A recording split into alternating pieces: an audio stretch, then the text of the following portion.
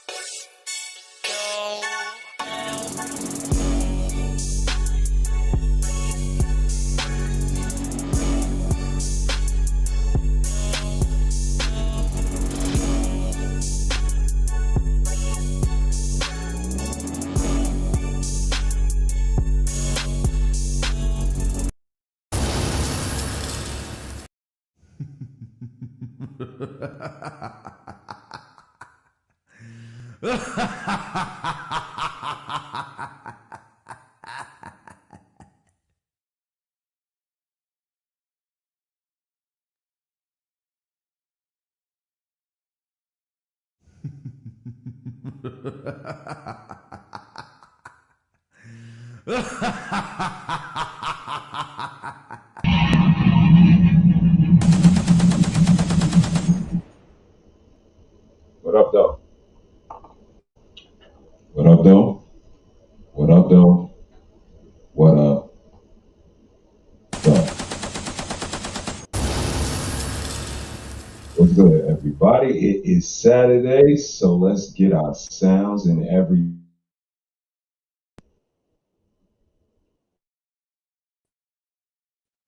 Get to the people. Hope y'all can see me good. Hope I sound good. Drop a bomb. Let me know how I sound in the chat. If y'all can see me in the chat, did y'all hear those songs? Back. It's backstabbers out here. They smile in your face all the time.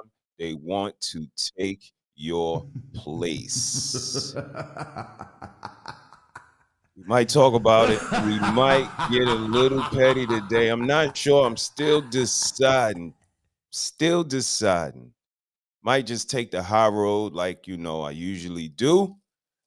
And that's in regards to just going back and forth over nonsense that's really not worth our vibration as adults, as parents, as examples, as elders, as OGs. Every once in a while, you might have to get a little Wolverine Deadpool.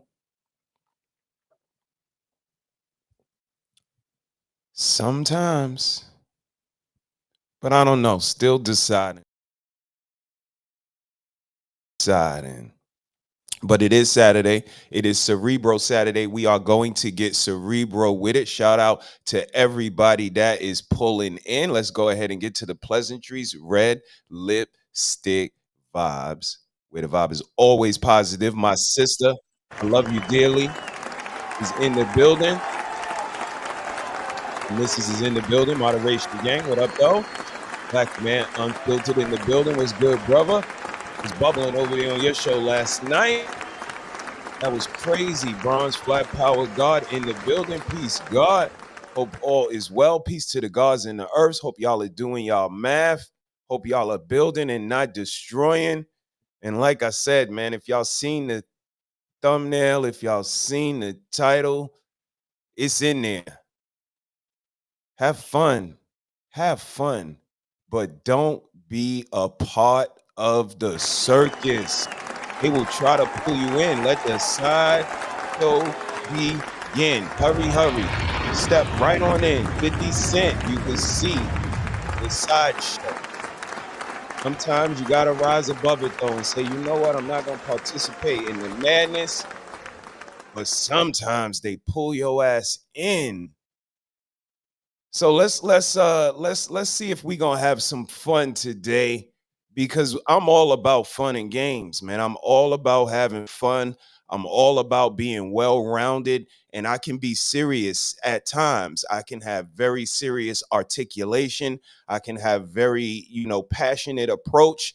I can have very instructional and informative demeanors and approaches to things. But it's also times when I like to have fun. Let my hair down, have a drink, always at the appropriate time, never no kids around. Madison in Florida, I don't know no little kid that could see that far.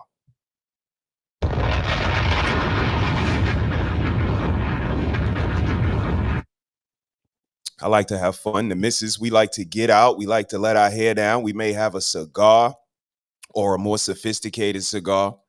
We may have a drink. We may have a two-step. I'm going to play a couple of videos. We may sing a song. We like to have fun, but there's a time and there's a place for everything. This is the way we approach our channels. This is the way we approach our life.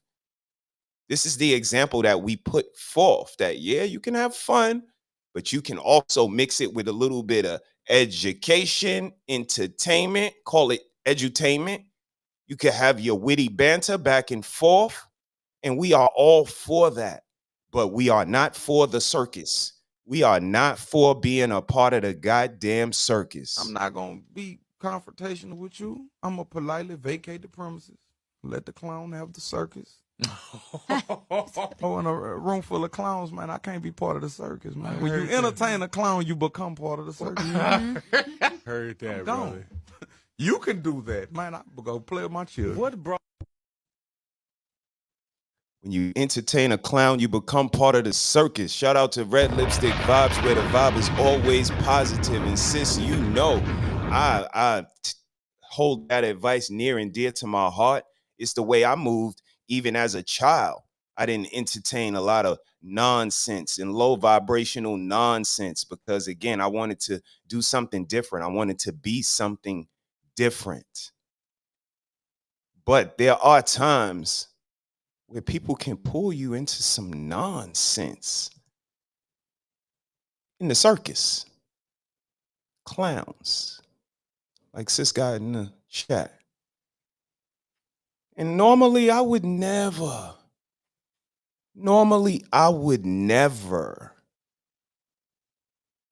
because again, it's just, you know, it was a time where our name got dragged through the mud by some young ladies. We not entertaining that. Let those young ladies, or whatever they, you know, let them not doing that shit. We won't forget. We could forgive and move on if the time ever came, opportunity ever came, mature heads prevail. That shit, I could care less. But men though, but what about the men though? When it's men though, shout out to my nigga Beans. That shit hit kind of different to me. And that's exactly what happened recently.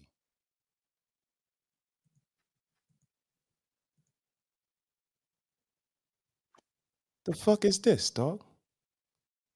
At Red Lipstick Vibes, I stayed. You see what happened when the pedo, you, and Mr.HeSaiD supports has to deal with grown man questions, you weak motherfuckers. Damn, name calling. Damn. Don't have the spine to ask. Mr.HeSaiD, what the fuck I got to...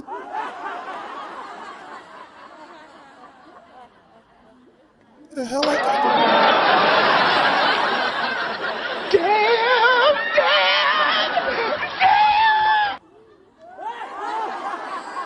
The hell I got to do with that?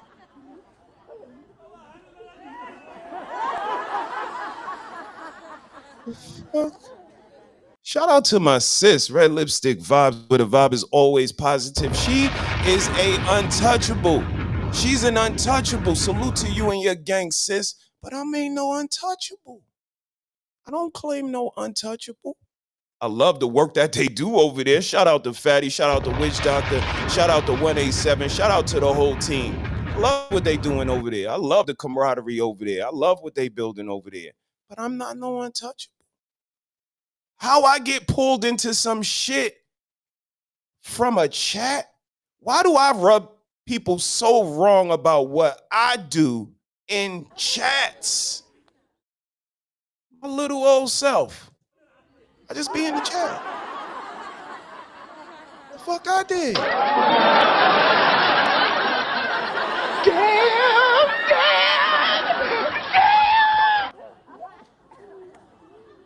So y'all know me. That shit start me on a cerebral journey. Like, what the fuck? I gotta start thinking about shit. What the fuck, King? Salute to you on the check-in. Hope all is well. I got to do I stay over here doing what I do. And I even pulled away from all of that back and forth because of the collateral damage, because of the guilty by association, because of the narrative painting. I pulled away from all of that. And this is the thanks I get. Well, goddamn, we might have to talk about it today, y'all. Stay with me. We're gonna get busy. Let's go. This Jay-Z tried to kill me. Cut my name, whole weight, big pop on the street. Bank rolls full and I can helicopter police. Power up your colon in the back of Papa Caprice. I'm a hog in the beach, when it's time to vlog, I release like a walking dog on a leash. A frog on a log at the beach. Pause when I jog to the east, picking up fog from cheeks. Blowing smoke with the priest, I speak for all with the least. My nigga, you know that I'm awesome still. These other rappers pop pills like a moxicil. While I'm eating chicken fettuccine pasta meals. Cause everything I do huge like a roster kill.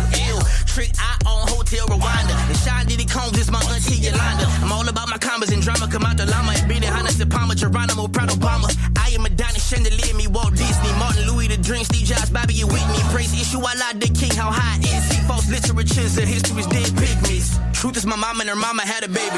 Now they in trouble cause somebody gotta pay me. Up to my chin and they rebel, that's why they calling me crazy. I got a friend who I love, I married her and that's my lady. Ma, don't be mad, try to feel me, I know your secrets. For me, I'ma laugh, do we laugh cause I can't believe this. Ain't nobody thinking about me, they been raping and pimping on my entire family. I'm about to set up as John F. Kennedy getting loose. Cause I see Tommy Town, but we can't find sheets. Yes, I still hit the bone, though it's wrong, I'm a beast. I get ill, yet I'm strong, cause inside lies the beast. I ain't sorry, ain't got a peep, I know your neurology. Everybody proud of me, Satan can't find a way to swallow me. My demons follow me, Illuminati trying to bottle me. Stop trying to holler me and get the people who they wanna see. They calling me the new millennium, rock king. Times pop, better than Jigga. Word, my type of nigga. It's obviously safe to say I'm the pick of the litter. My abominable family try to make me a critter. Everybody wanna rape my nerves, I ain't scared of you motherfuckers, none of you make me nervous. If you hire me, I do my job and do it perfect. I ain't tripping on none of these bitches because I'm worth it. Yeah, trip. The helicopter come with security, holding choppers, land, hop off the plane, get inside the mouth of Chewbacca. When you speak up on my name, I just pray that you do it proper. Best lyricist in the game, probably right next to Biggie Papa. Look at you and look at me, little nigga. You what it do, I'm what it be, little nigga. Till my shoe from my knee, little nigga. I'll air out all your loved ones I see, little nigga. Nah, I ain't fucking with you till I think you get the picture. Spending grands on bitches, and $1 million on switches. Ain't shit sweet. Everybody thinking like delicious, making ends meet, fighting, trying to make it out the trenches. Assalamu alaikum, thank God for the fix. Plotting real big play, gotta watch for the snakes. Riding, waking up late, drip, sweat with my heart throbbing. New Batman, made back, tripping, thread mobbing. This young man, he play 10, probably end up fucking up Beyonce friends. Fuck them so good, they gon' have to make it a trend. Fucking on the golf course and fucking in the bands. Me, I go like me, highs grow. Ain't a nigga in the globe that can be my host. Get a nigga to the bone, make it be my role. Chris Rock, Gusto, bitch, CB4. I'm sick of all the bullshit, put me on the pulpit. Get up on your ass, hit you hard like a mule kick. Peanut butter outside, inside, cool with. Way more talent than you niggas know what you do with.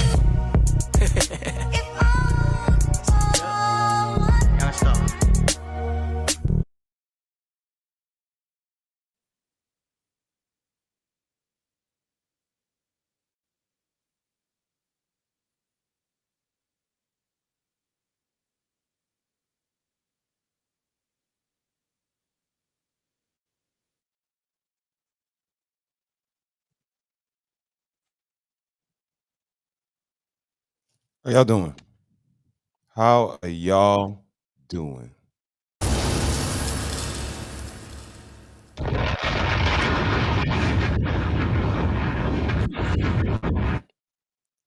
Let's see where we at now.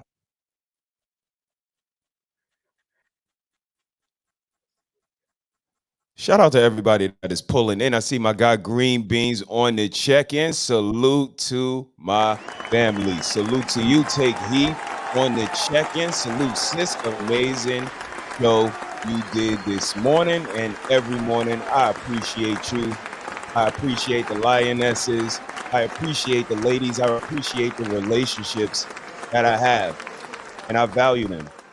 And they have been, plentiful and nurtured from day one, and they still continue. So I appreciate you guys. Y'all could be anywhere in the world, but you're here with me, and I appreciate that. I am from a small struggle channel. That's the word going around nowadays. I see it being thrown around, but nobody's judging, though. But nobody is judging, and nobody's shaming. Shame. Nah, nobody Shame. ain't doing that. Nobody's doing that. But the minute somebody get into a back and forth with you, they gonna tell you how your channel is struggling. They're gonna tell you all about your little struggle ass channel.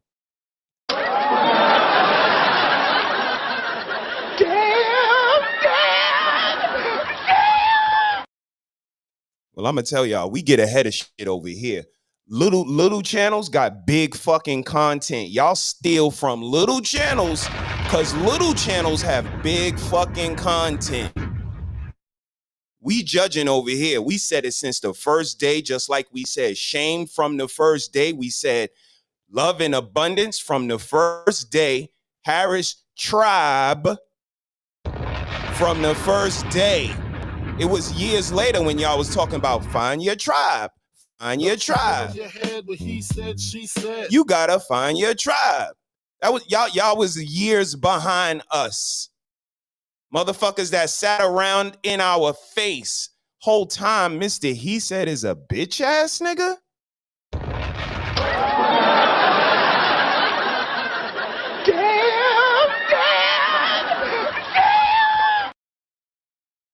The whole time? Who you gonna get to believe that shit? Mr.HeSaiD is the stand-up guy that y'all ignore. Y'all know how much of a stand-up guy he is. That's why y'all ignore him. So where the fuck do this come from? At Red Lipstick Vibes, I stayed. You see what happens when the pedo, anybody press charges on him? Anybody got any proof? I don't hear nothing but motherfuckers that want to take his channel away from him. He offered to fight you, nigga. You said no. He told you suck his dick, nigga. Y'all don't hear all of that shit. Y'all just want to take that man channel. Now it's okay to pick a side now, y'all, huh? Mr.HeSaiD said pick a side a year and a fucking half ago, and it was in between righteousness and ratchetness, and y'all act like we said something fucking wrong. I'm the one that said it depends, don't rock over here, but a year later, a nigga say you gotta say most or some or most or minor or major, the majority, minority, and y'all ride with that shit. When the fuck I ever been a motherfucker? I only fuck Nikki. When I ever been a weak motherfucker? When you was sitting over here pouring your fucking heart out to my wife? When you was over here dick riding our relationship or lying, whichever one you want to fucking call it, but you was doing it. These motherfuckers, yo, smile in your face all the time, want to take your place. And before I play the video, I'll give y'all a heads up. Go over to this corny ass motherfucker channel and check his intro and see who wife is on the shit for about a minute and a half, 2 minutes. But I'm a motherfucker. No, I'm a Nikki fucker, nigga. And you could never. She won't leave me for a fucking celebrity, nigga. Nonetheless, y'all corny ass.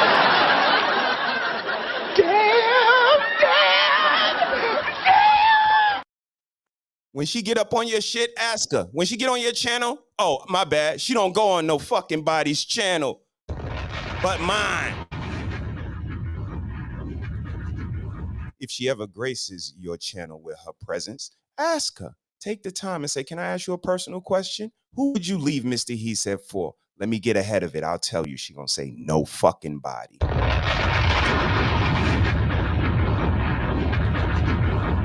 I've been told y'all I get ahead of shit. Remember when Usher and Kiki, and I said, let me get ahead of this shit. If y'all ever see Mrs.HeSaiD with Usher, I'm not jealous. He got herpes. I'm not jealous. I'm not jealous. Y'all try to, he's jealous because I'm not jealous.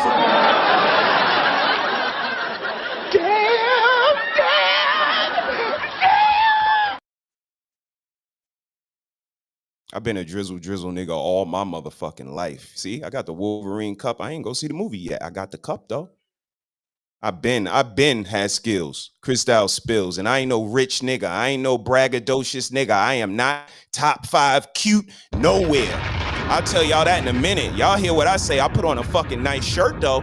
I bet you I'm charismatic. I bet you I could tell a joke. I bet you I can give you that je ne sais quoi. I bet you that.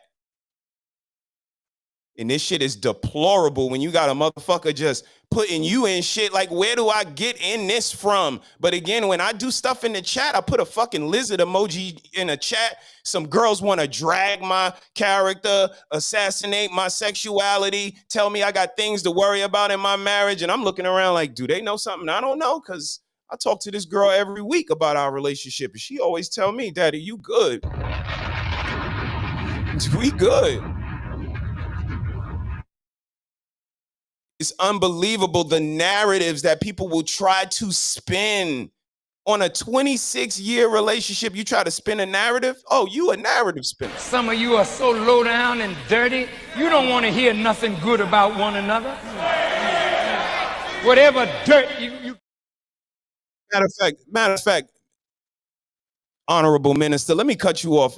He's telling the goddamn truth. Y'all don't want to hear nothing good about no fucking body. Y'all ever heard this same corny ass nigga ever say, go over and check out Mr.HeSaiD Cerebro Saturday? Mr.HeSaiD is over there doing some good work. You ever hear him say that? But he want to say I'm a fucking motherfucker to somebody, to my sister.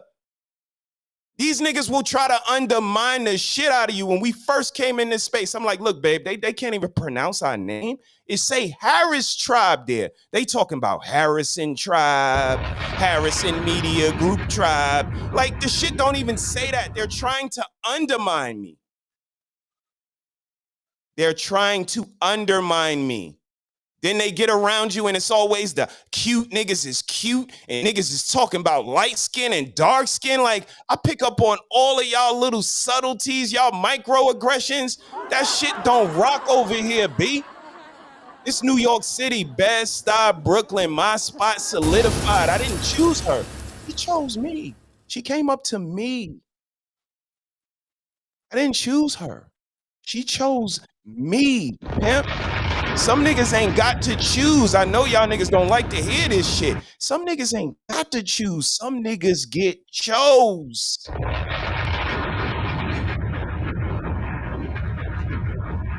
All I gotta do is play my position and make her a good picker. Told y'all, we from New York. Showtime at the Apollo. We can judge character in 30 seconds or less. 30 fucking seconds or less. Trust me.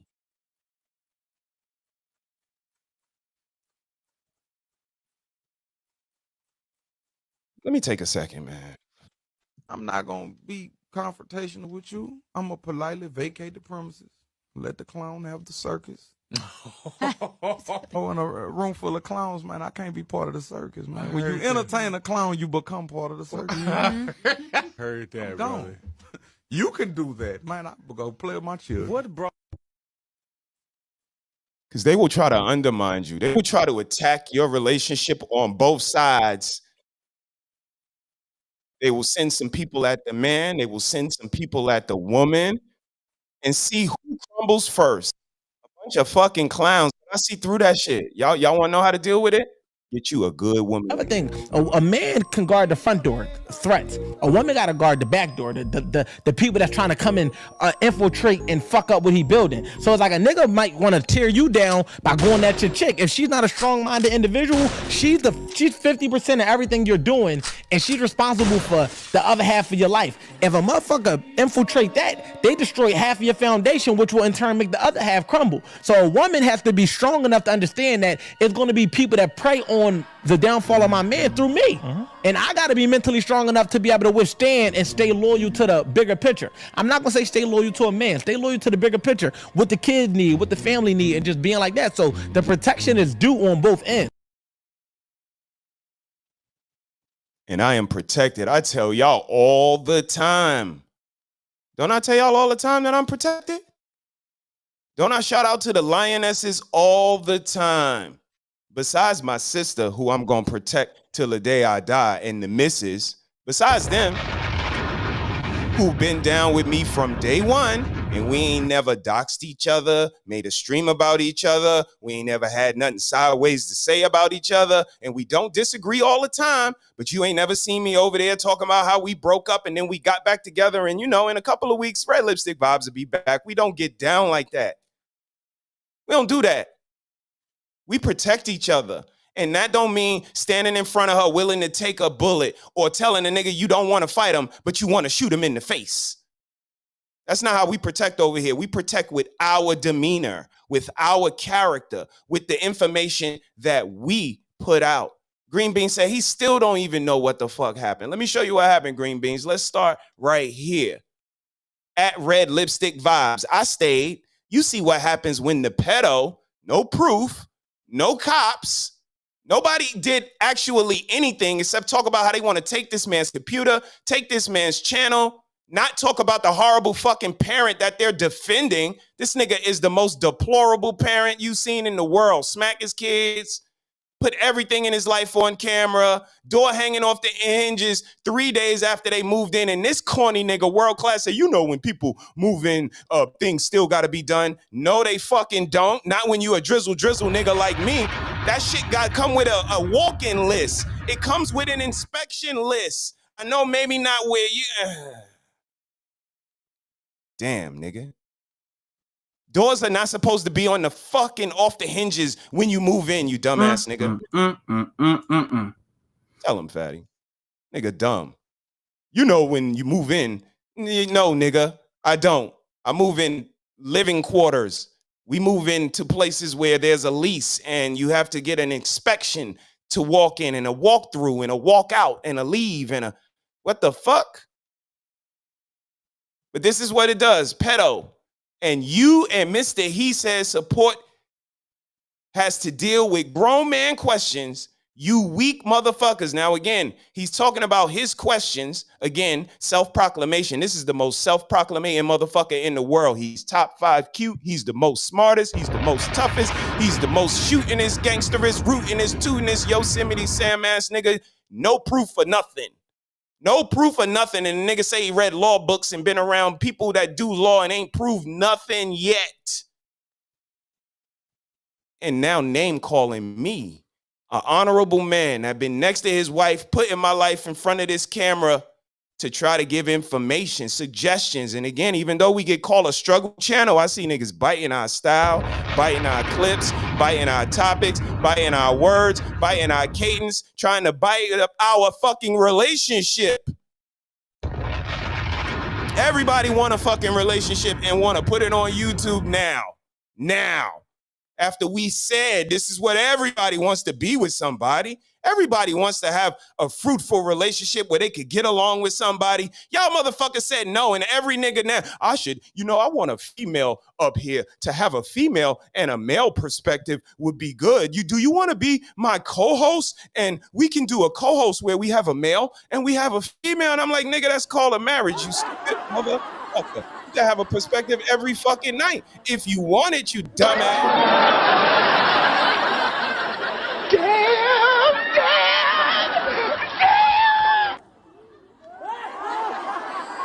They copy our fucking format and everything we fucking do. Every conversation is about shame now. Y'all don't notice that?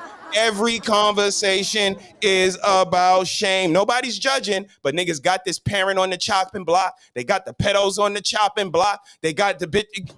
Everybody's shaming. Shame.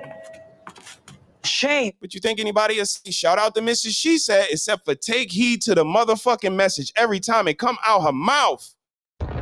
Shout out to Mrs.HeSaiD. Shout out to Mrs.HeSaiD. But again, you hear any of these other motherfuckers, but they want to name call you? Fucker won't call me names. Call me Magneto. He never called me Magneto one time, but he called me a motherfucker, yo. Shit is bananas. Y'all tell me when I'm going a little too far. Y'all know how I get down. Some people can hold me accountable. That's the thing about respect. When you respect somebody, they can hold you accountable. So you guys at any time too much. But no.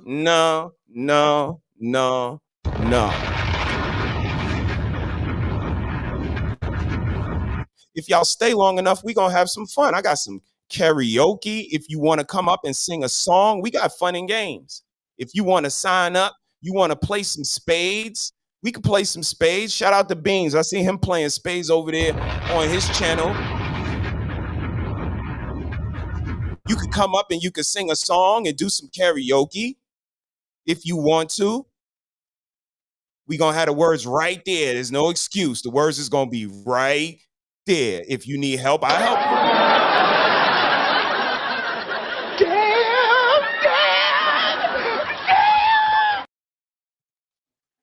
But see, here's the thing. Motherfuckers really they get on my nerves because they say they want suggestions, they want examples, they want this, they want that. They're lying. They're fucking lying.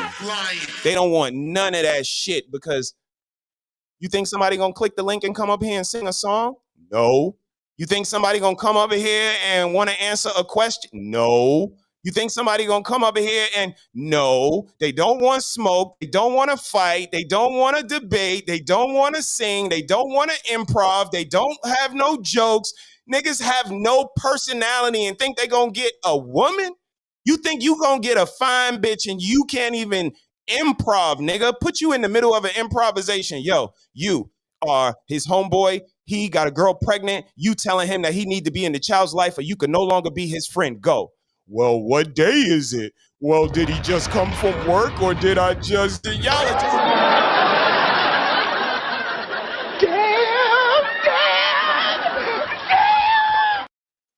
Y'all are just like the goddamn women. Can't even do a hypothetical without you needing clarification and answer the question and it depends and it's subjective.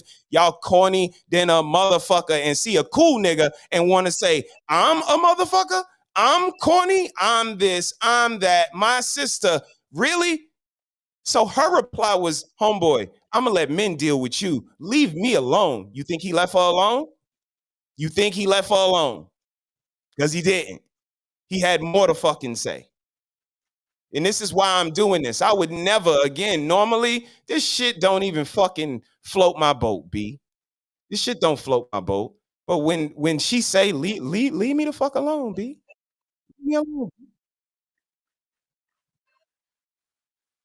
Think he left her alone? Let's share this screen right here. See what we got. It's some bullshit. Check this out. Yes, niggas, man. Got the nerve to be messing with. Honorable, admirable, respectable. You ever seen Red Lipstick Vibes do a reaction on somebody's stream and do some negative talking on it? You ever seen that? Because I never did. Maybe you had to point me in the direction of it. You ever seen me do a stream, a reaction stream of somebody's and have something negative to say about what? No. I have done reaction streams where I speak positive, where I give kudos. I'll take a clip and say, I love what they doing over here. This is what I saw. But this motherfucker will do a whole fucking stream on a conversation he wasn't a part of and got name calling to do against me. And Red Lipstick Vibes say, sir, please respectfully leave me alone. We'll let the men handle you because I'm not a man. Why are you talking to me? What he say to that? You've been taking shots at me for months, and you ain't talked to this young lady? You ain't pull her to the side and say, young lady, can we have a talk?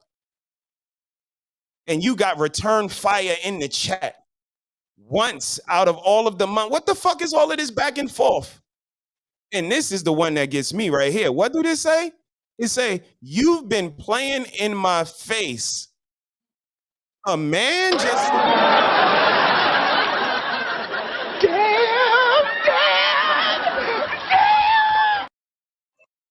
Been playing in my face to my sister? You sound like a whole doggone woman. And I'm not saying it like being a woman is a negative thing. I'm saying this playing in my face. Playing in your face? I think you wish Red Lipstick Vibes would play in your face. I think you wish anybody would play in your face because I ain't seen. All I see is subtraction. I don't see addition. I don't see your shit get fruitful and multiply. I see bitches abandoning ship. And I listen further and I hear your own baby mama fucking abandon ship after she lost a couple of pounds. She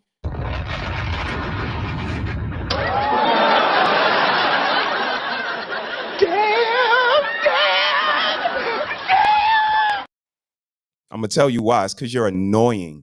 All of that fucking self-proclamation and you better than everybody else and this fucking Libra mentality and you got everything planned out and you know how everything goes and all of that shit. This is exactly what made me pull the fuck away from your ass. I'm noticing little by little, like, this nigga is fucking corny. Like, I'm gonna have to pull away from this nigga, yo. And again, I don't give no 2-week notice. I'm not no child. I don't sit you down to give you closure. I don't do none of that shit. I'm a fucking whole grown up. The same way I seen that we met is the same way we gonna fucking unmeet. In about 2 weeks, you gonna notice. That's my 2-week notice. You gonna notice I ain't been around your ass. You gonna notice I ain't been coming through. That's what you gonna notice. And it's like, you know what? This shit ain't nothing that's new, especially for me. This shit ain't new.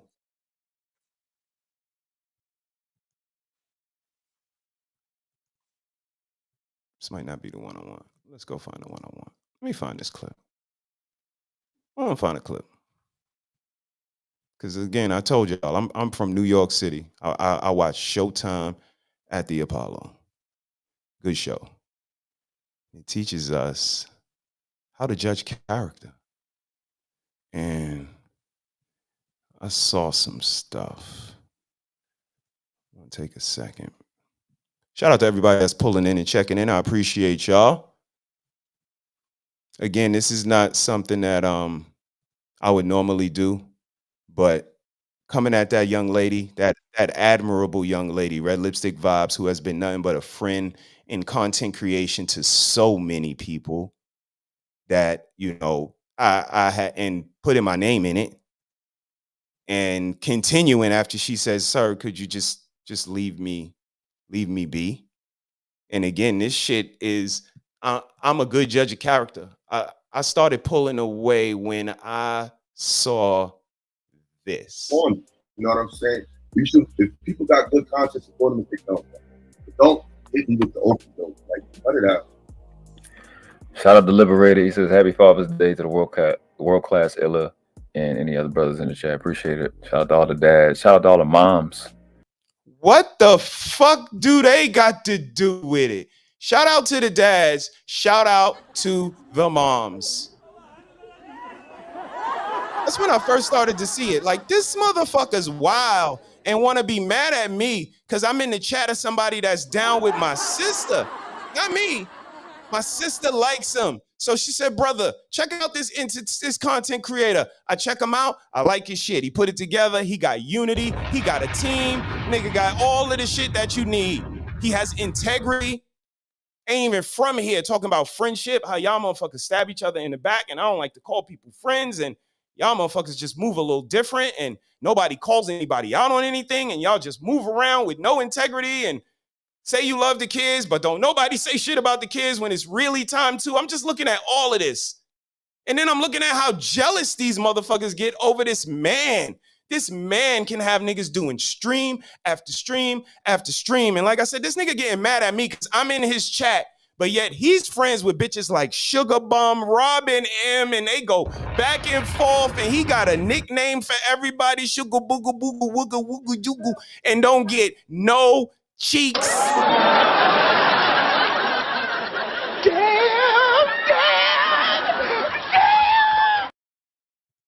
I'm like, nah, I'm not gonna let him talk to Red Lipstick Vibes like that. I'm not gonna let him assassinate my character. And then I see this motherfucker twerking with hyenas, making excuses for hyenas, going on a panel of a dude named Sharon. Happy Mother's Day. You know what I'm saying? You should, if people got good content, support them if they don't. But don't hit me with the open door. Like, cut it out. Shout out to Liberated. He says, "Happy Father's Day to the world class Illa and any other brothers in the chat. Appreciate it. Shout out to all the dads. Shout out to all the moms." What the fuck they got to do with Father's Day, y'all? That's some disrespectful shit. When I seen that shit, I'm like, why he do that? That shit was unnecessary, uncalled for, and it's not even Mother's Day. He was giving y'all fellas y'all props. You took the shine away from yourself because you mad neglectful as a father. You always on here, and you got a child.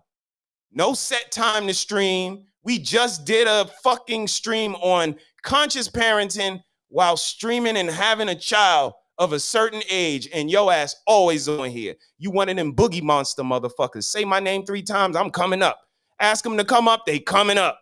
How you got this much time, super parent? Smarter than everybody, top 5 cute, top 5 lying ass. Lying.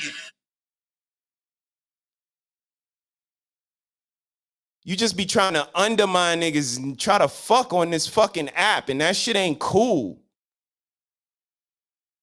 Happy Mother's Day. You know what I'm saying? You should, if people got good content, support them if they don't. But don't hit me with the open door. Like, cut it out. Shout out to Liberated. He says, happy Father's Day to the world class Illa and any other brothers in the chat. Appreciate it. Shout out to all the dads. Shout out to all the moms as well. Not just on the day, but you know, that shout out to the moms that's not making today about them. Shout out to y'all. Appreciate y'all. There's only like 6 of y'all. So why they deserve to be mentioned on a day like that? This nigga's a clown. This nigga's a clown. What was you even doing over here, dog? What was you even doing over here? If I'm a motherfucker and all of this, why was you even over here, dog? Because I wasn't all of that when you was sitting over here. And this is what I say to you, Mrs. Harris. People don't have to respect you, but they won't disrespect you.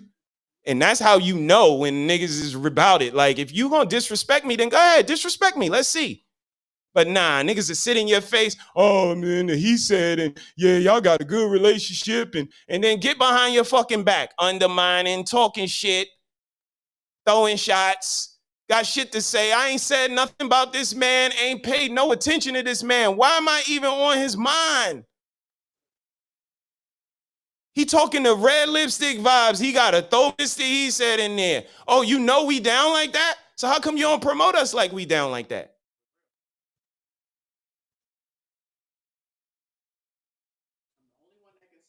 Niggas a clown. Niggas a clown. Mrs. She said, I'm telling you, it's not just him. I tell you, I point them out to you as soon as they show they fucking face. Like, look at this nigga, yo. This nigga got mad love for you. But my shit don't deserve a share. My shit don't deserve a like. He don't come up to my show and say, yo, what up, Mr. He said, but they be all over you in your inbox telling you what they could do for the book bag drive. When I hit them back, bet. You fucking clown.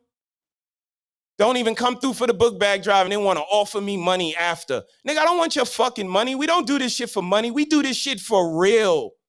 This clown ass nigga, they said this nigga ain't never donated to nobody channel ever. Gangsta. He ain't donated to nobody channel ever. Ain't never gave nobody a dime. He ain't even deny it. He said, I donate to my own channel. You fucking clown. You don't even support people, but look at his intro though. Down with the gang, you're one of my members. They see. Hold up, is that Drake?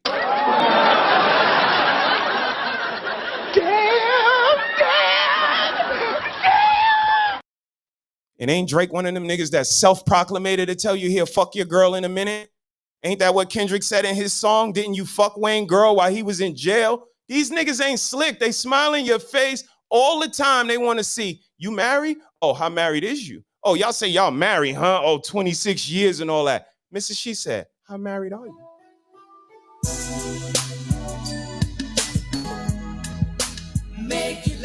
Nigga, y'all can't hit. I'm going to be honest with y'all. Y'all can't fucking hit. I got this. But let's look at his intro. Coming around in a realest way. Now the most getting friendlier. You're too. Who is?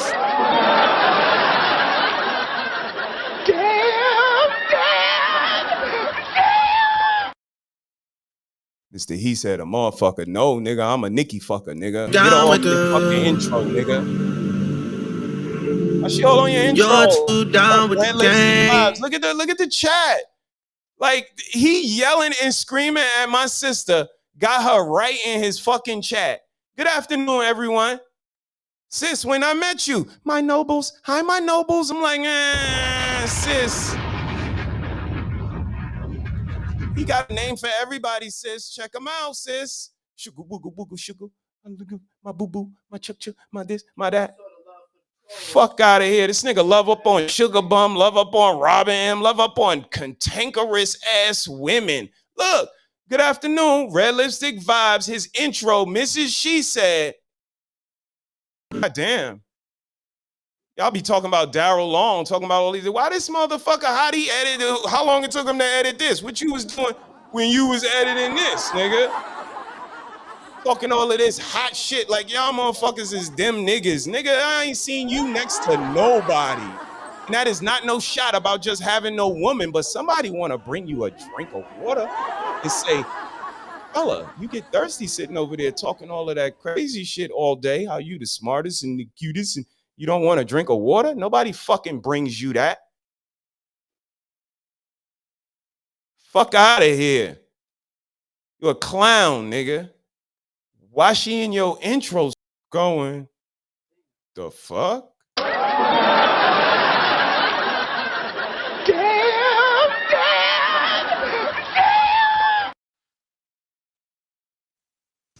People don't want to live righteous lives.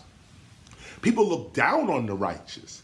They say, oh, the word self-righteous. That's like a derogatory. Another thing, a man can guard the front door, threats. A woman got to guard the back door, the people that's trying to come in, infiltrate and fuck up what he building. So it's like a nigga might want to tear you down by going at your chick. If she's not a strong-minded individual, she's 50% of everything you're doing, and she's responsible for the other half of your life. If a motherfucker infiltrate that, they destroy half of your foundation, which will in turn make the other half crumble. So a woman has to be strong enough to understand that it's going to be people that prey on the downfall of my man through me. And I got to be mentally strong enough to be able to withstand and stay loyal to the bigger picture. I'm not going to say stay loyal to a man. Stay loyal to the bigger picture, what the kids need, what the family need, and just being like that. So the protection is due on both ends. Shout out to my sister. Shout out to the Lionesses. Shout out to my missus for protecting me. Shout out to Take Heed to the Message. Shout out to Harmonize, to Mona D. Shout out to J Mac. Shout out to all of those ladies, Bella Rings. Shout out to all of y'all ladies that protect us with your integrity. Protect us with how you move. Protect us with the way you treat people, the way you talk to people. Because we protect each other, and I absolutely appreciate y'all for that. But yeah, he'll never sleep with.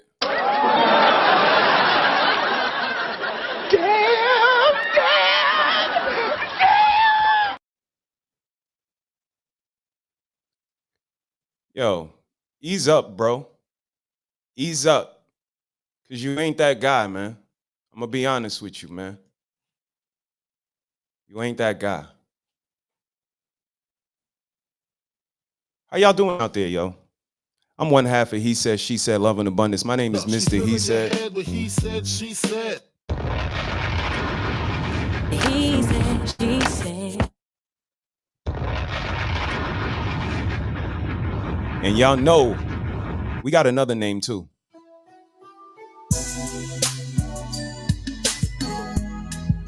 Make it last.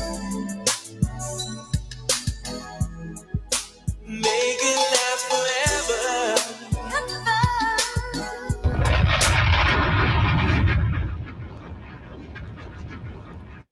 I'm not going to take this too much further. I got one more screen I'm going to share with y'all. Just one more screen I'm going to share with y'all, only because I just want to put a period, no pun intended. I don't know. That might have been the word to use.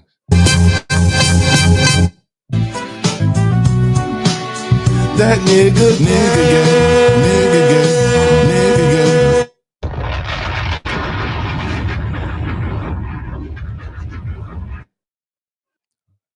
In my opinion, because he's upset with me because I love my sister, and I think my sister, you know, is an untouchable. Shout out to you, sis. Shout out to the Untouchable gang.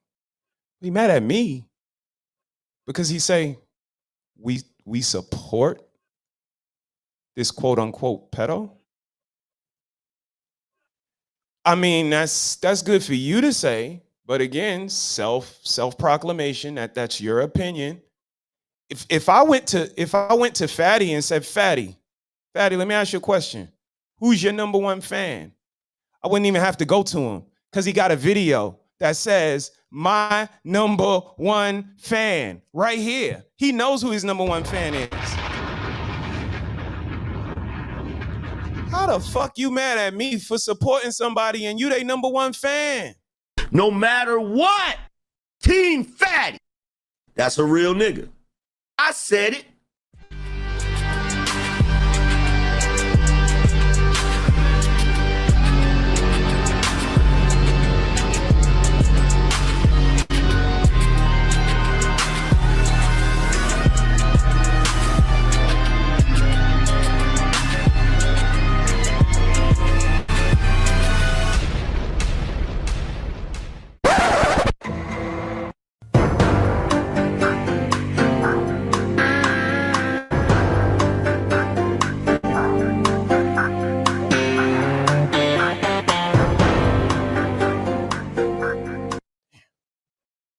We are talking about the man that has skid marks on his trousers.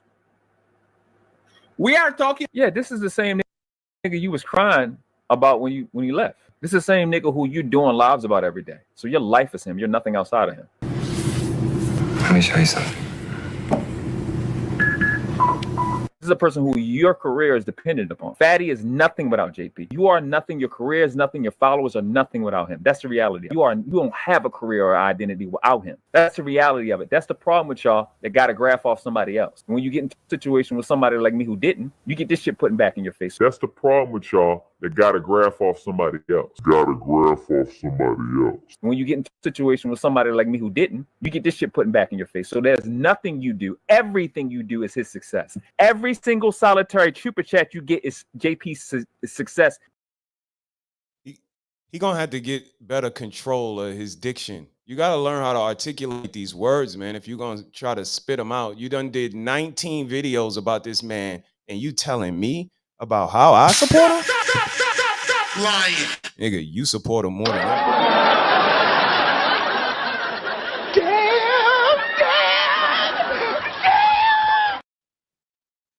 The name of his video is My Number One Fan. So again, no matter what narrative you try to create, if you go to him and ask him who's his number one fan, he'll probably say, I got a video. I put a video up about it.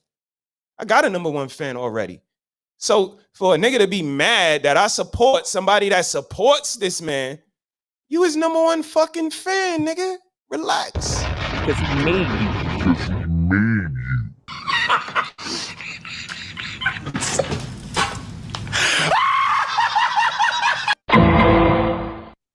That's why he don't like him.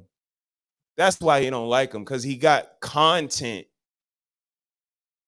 Because he take time to put it together. I don't know if you even changed your fucking picture. You use that same fucking annoying picture. Change that shit. That's just annoying. All of that twitching and stuff in it, like that shit ain't cool. But your room probably look the same. You probably ain't changed nothing around, move no furniture. Get a ring light. Boy, if you don't leave my sister alone, man. Leave my sister alone, man. When people ask you, do you want to fight? You say no. You want to debate? You say no. You want to shoot people in the face. So continue to sell drugs, shoot people, destroy communities, and call yourself noble. Lying. Keep telling people to pull the kids close, get eye contact with them, and then talk to them, and then tell them that you tell niggas you gonna shoot them in the face.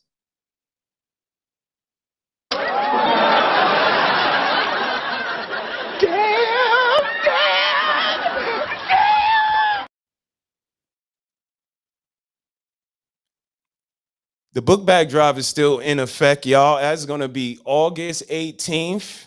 I know that was a pivot switch, but we out here in Baltimore actually doing stuff. Actually going outside, getting stuff done. You can see us. We met Dr. Nakumbe last year at the book bag drive that we were actually at. We were actually giving book bags away to the kids in Baltimore. We from New York. We live in Baltimore, but we was giving back to the Baltimore kids. The book bag drive is coming up again. Nigga ever mention the book bag drive? ever mention United Community Network, the things that we do in his city, I don't see him doing shit. He don't watch TV. He don't go outside. He don't help nobody. He shoot niggas in the face. We always said we ain't down with that shit. We down with building in the community. We are not down with destroying the community. Y'all don't never hear me say my father was a killer in the community and killed a bunch of people in the community. I don't do that. I don't hang my hat on that. Righteousness over ratchetness. Bring back shame. We hang our hat. We have an identity. So when somebody want to diminish my character, when you know that shit is a lie, that shit's Mr.HeSaiD ain't never been nobody's motherfucker, punk, bitch ass nigga. I fight. And I don't mean in no ring. I don't mean on no streets. I mean to break cycles, to break generational curses, to bring information to our people, to be an example to others, to be unapologetically me. And this is the crazy shit. When I'm in a chat, can get me all this smoke. Everybody got a right to do what they want to do, y'all. And nobody's judging y'all. But in the chat, who you support, this is crazy. Again, it comes from somewhere. But when you sit down in the car and something say, yo, C's. When I talk to myself, that's what I call myself. Yo, C's. Go look at this motherfucking intro. You never really watched this corny ass show. Go look at his intro. I go look at his intro. My wife a minute and a half in the front of his intro.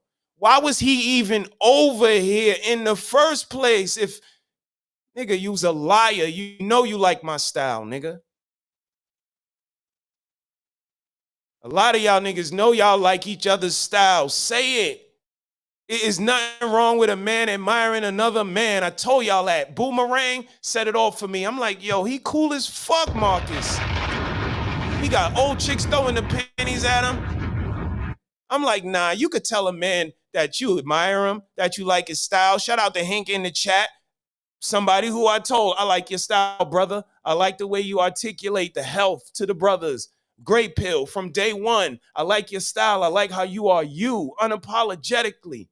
We had content creator spotlight, right, missus? Trigger Mike over here.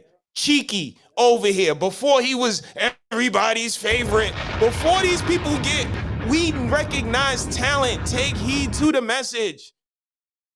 We are quick to tell somebody, yo, we admire what you do, yo. We like your style. We like, because again, we know what we got right here. I know ain't nobody taking Mrs. Harris, and she know ain't nobody taking Mr. Harris.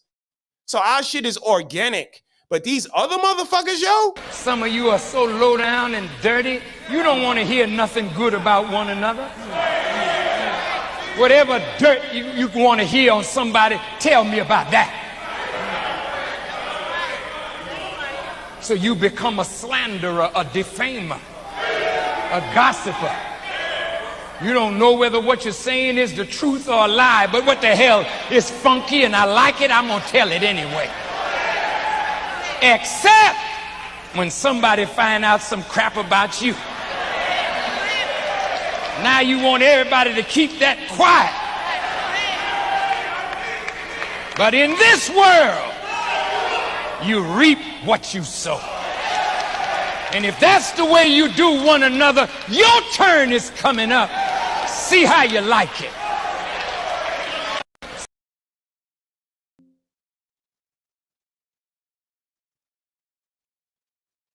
A slanderer, a defamer.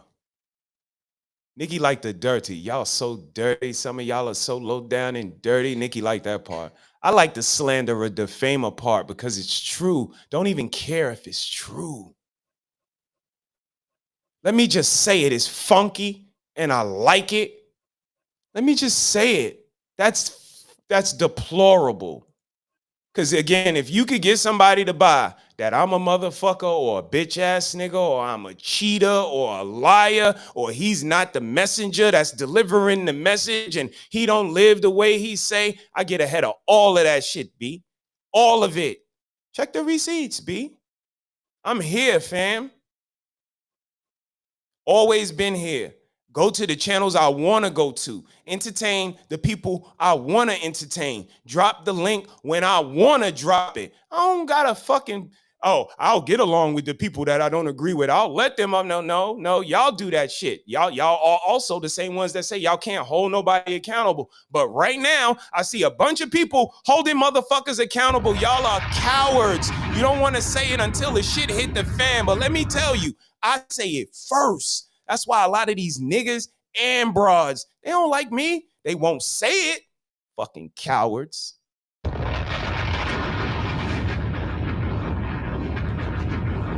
But I see the energy shift. Even when I did go on panels, I tell Nikki, you see the energy shift? This nigga's a big shit talker. I come up there, you don't do that shit. Calm that shit the fuck down. Don't nobody come up on our page going all crazy. We ain't never had to defuse no conversations, and we had panels full of people. Again, you do that shit with who you can do it with. Don't nobody fucking come over here. Y'all don't see no sugar bombs and no travel ones. They used to come, but when I lay down these motherfucking receipts, yeah. Now when they see me, hey, Mr.HeSaiD, respectfully to you and the wife. Yeah, bitch. Get in fucking line. I ain't no fucking punk.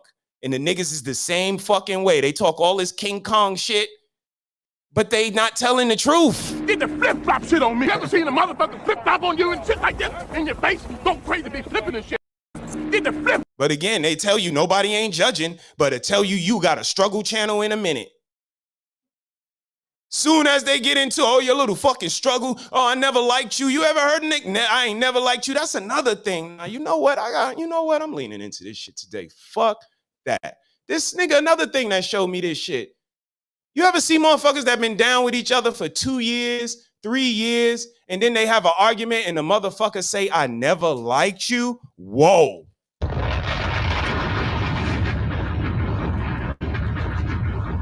Like, whoa. Like, whoa. Like, what the fuck? And again, this is the type of shit that make me pull away. I'll pull away in a minute.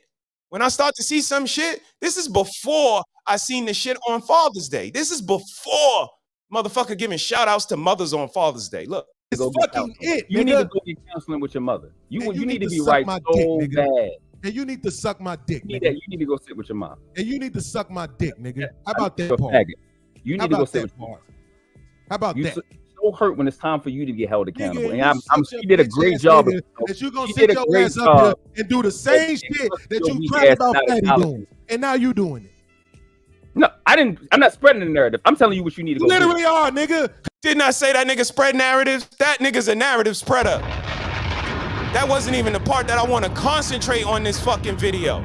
I want to concentrate on the R word that this motherfucker used. He uses the R word. This is why I wanted to pull away. I'm like, Mrs. Harris, these motherfuckers use the R word like the shit is okay. Like that shit ain't okay. I ain't even hear him say you a fucking narrative painter because you are.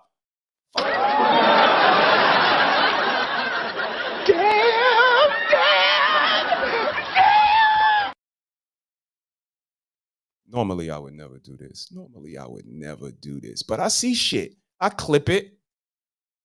And you're a whole narrative painter, dog. You learning from the girls you hang around. Stockholm syndrome is real.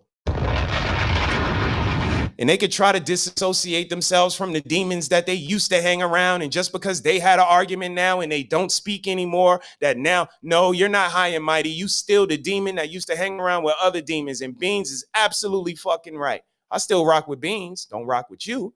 Why?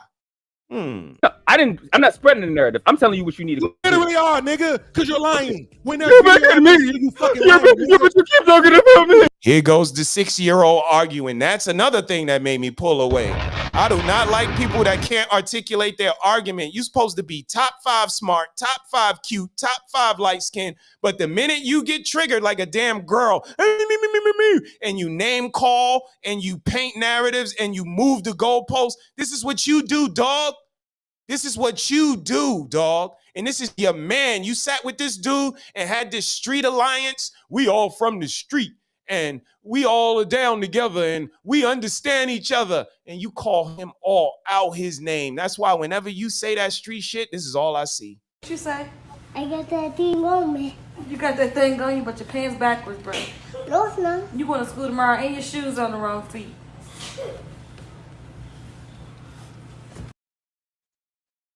Yeah. You going to school tomorrow and your damn shoes on the wrong feet, you gangster. Lying. Niggas offer you to fight. Nigga offer you money. You say no, you a gangster? Lying. Dog.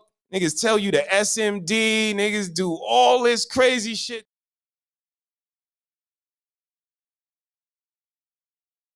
Man parts.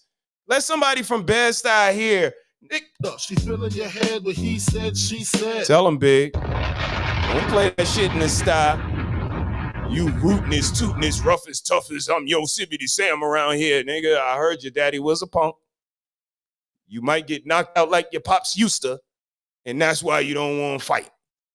But back to your friend at the time, ain't your friend no more, and this is what you said to him. And now you doing it. No, I didn't. I'm not spreading the narrative. I'm telling you what you need to go. You literally are, nigga, because you're lying. When there's You're back at me. you fucking lying. You keep talking about me. You just said yourself. You just said yourself. I'm going to be honest. I know where he learned that from, y'all. I'm going to be honest. I know where he learned that from. Is another person. Always just high pitched, just repeat the same things over and over again. Name, call, screech. And he hang around her.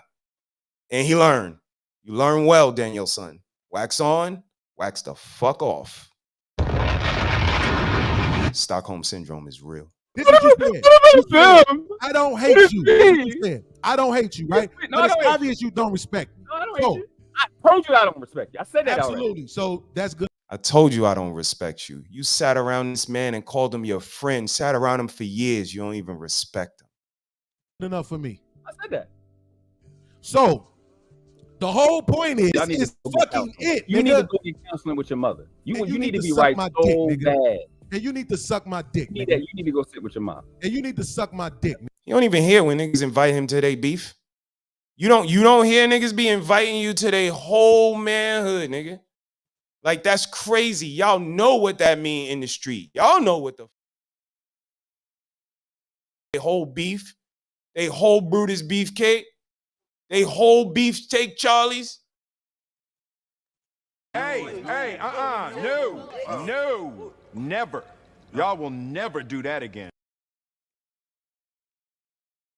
I'm telling you. I ain't got to go back and forth with you, dog, but I will not sit here and let you talk crazy to my sister while you got my wife in your whole fucking intro and I'm a bitch ass nigga and I'm all of this. I got the video clips of you talking my name. Not only did he type my name, he talked Mr.HeSaiD and did it multiple times, coupled me with other niggas. Like, what the fuck? The only thing should be coming after Mr.HeSaiD is Mrs.SheSaiD, nigga. I'm gonna keep it funky with you. So when you do Mr.HeSaiD and some other niggas like you wildin'. Make that shit last forever, dog. Make that shit last forever. That shit's disrespectful, dog. I don't deserve that. Red Lipstick Vibes don't deserve that. We ain't been nothing but good to you. I still admire some of the things that you do, the way you put some stuff together. But now when I see all of the backsliding and the sugar bum twerking and the sugar booger wooger to all of these girls that you never made one of them honest, Savannah was amazing. I said, shit, that's a nice girl right there. And she got in touch with us and said, we kind of see ourselves kind of being like y'all. We say, yeah, this girl she got a little head on her shoulders. What you do?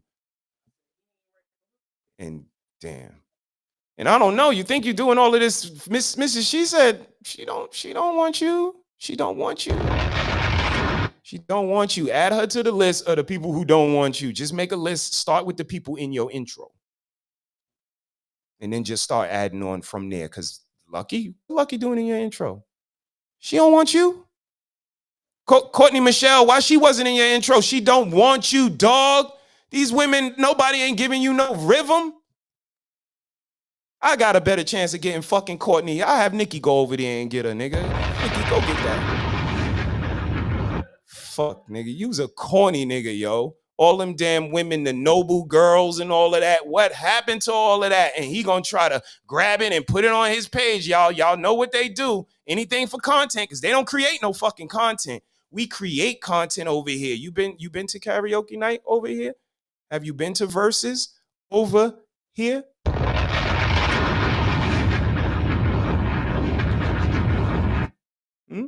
Lo-fi?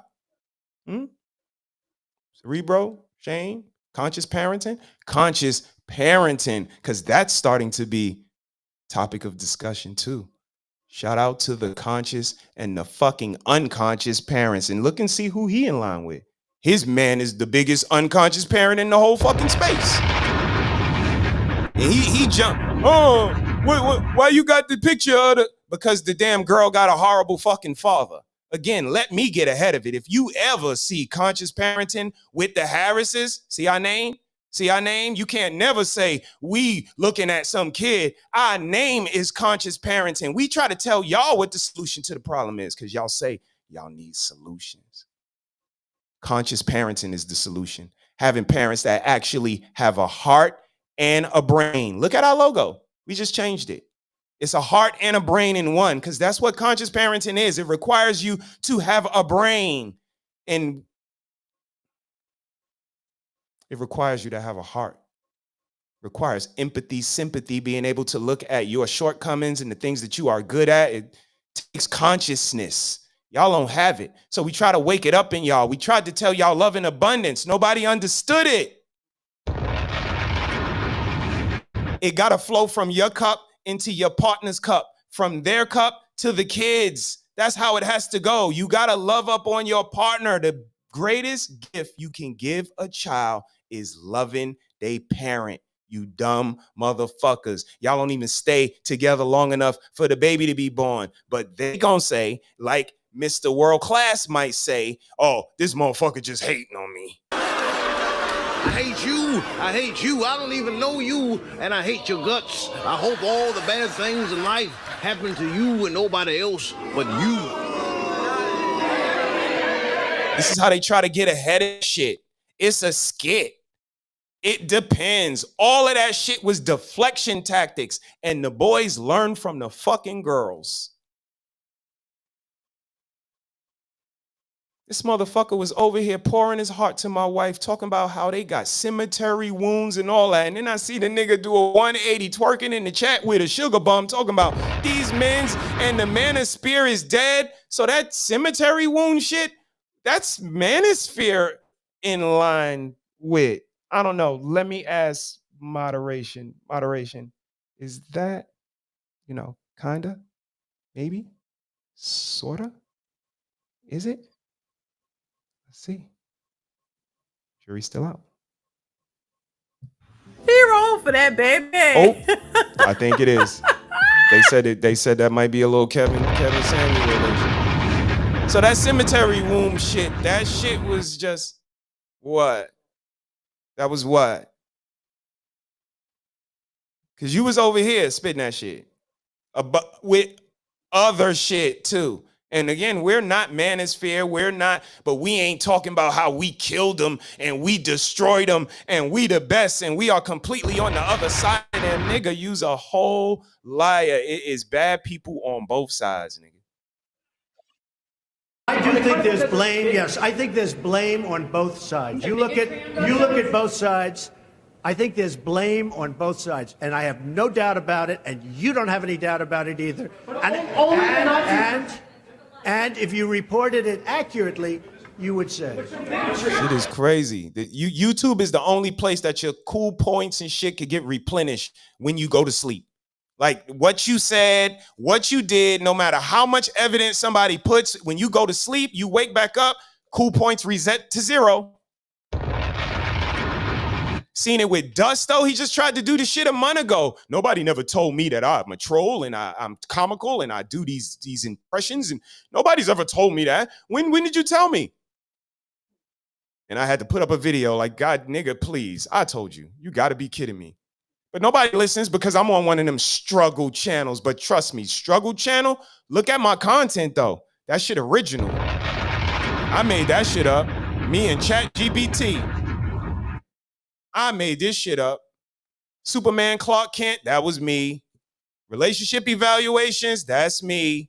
It ain't a talking point if everybody's saying it. That's me. Shame, that's her. We actually have a fucking ideology in this place. The rest of y'all just react to fucking people's content.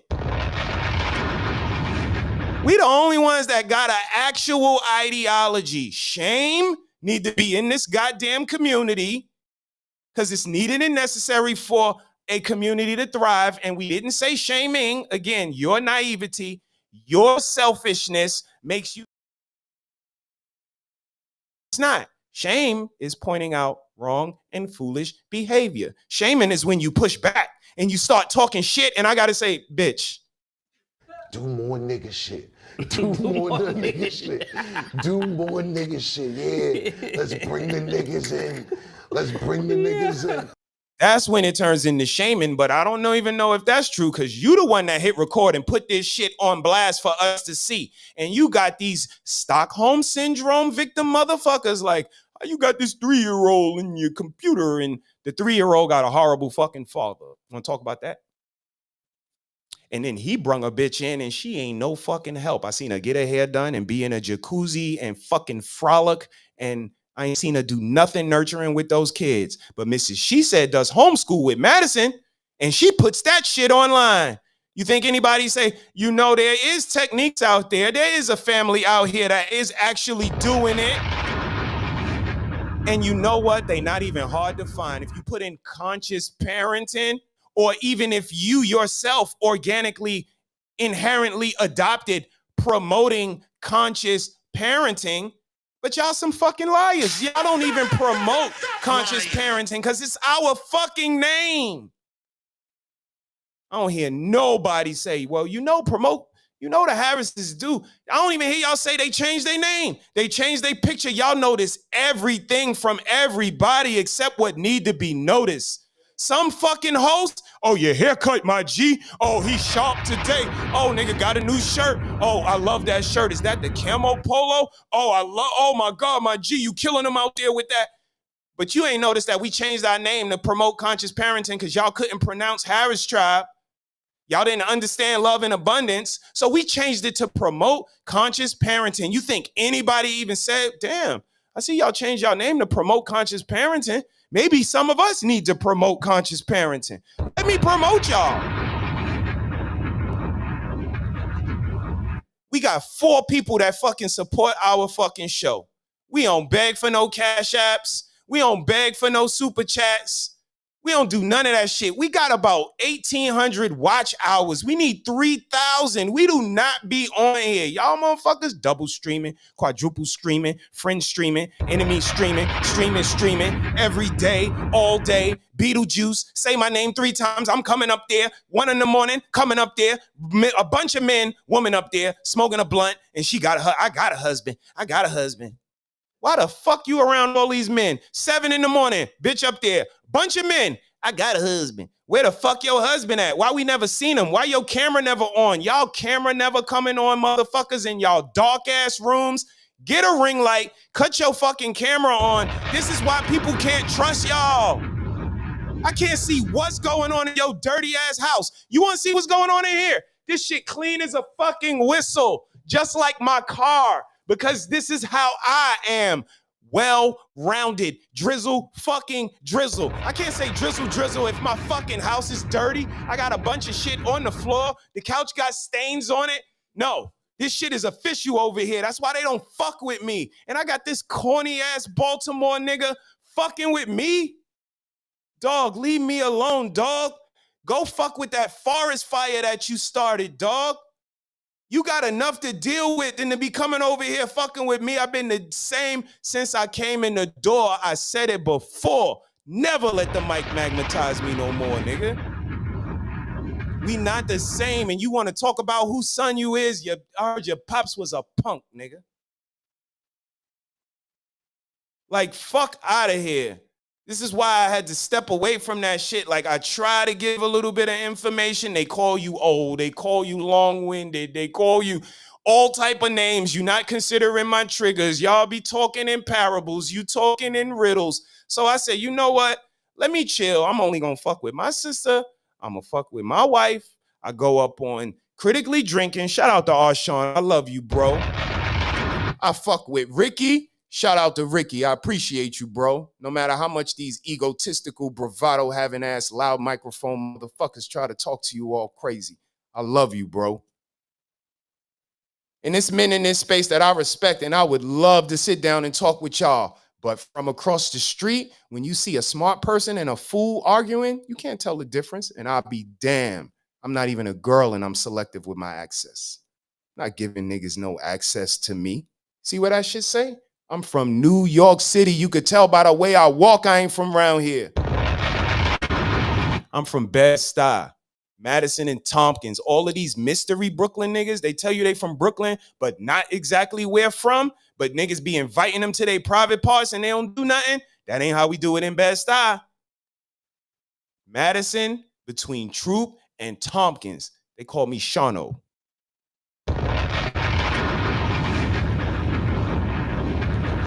Ask about me. Ask about me. Everybody knows somebody in Brooklyn, so they say. Ask about me. Because everybody in New York knows somebody in another state. I know what the songs say about New York. I don't know what the songs say about nowhere else. I can't speak for that. But they say about my city, if you can make it there, you can make it anywhere. I don't know what they say about Baltimore. What's the song about Baltimore? We live here right now. So again, we always everywhere. Who knows? Safari. Like, ask April Watts about us. Ask Tons about us. Ask Smalley Golden Touch about us. Blue Caribbean, Park Heights. We be everywhere. We don't ask permission, condone, and we ain't never worried about nothing. 26 years together. We met in a gully-ass nightclub called Callaloo on Eastern Parkway and Nostrand Avenue. Google it. We went to the tunnel, unisex bathrooms. Annie Up was the song of our decade. There was no cameras. You could get your shit took, and then you have to buy it back from the people who took it from you. So all that tough talk shit, miss me with that. Y'all know how I feel and what I say about all of that tough Tony talk. Where is it at?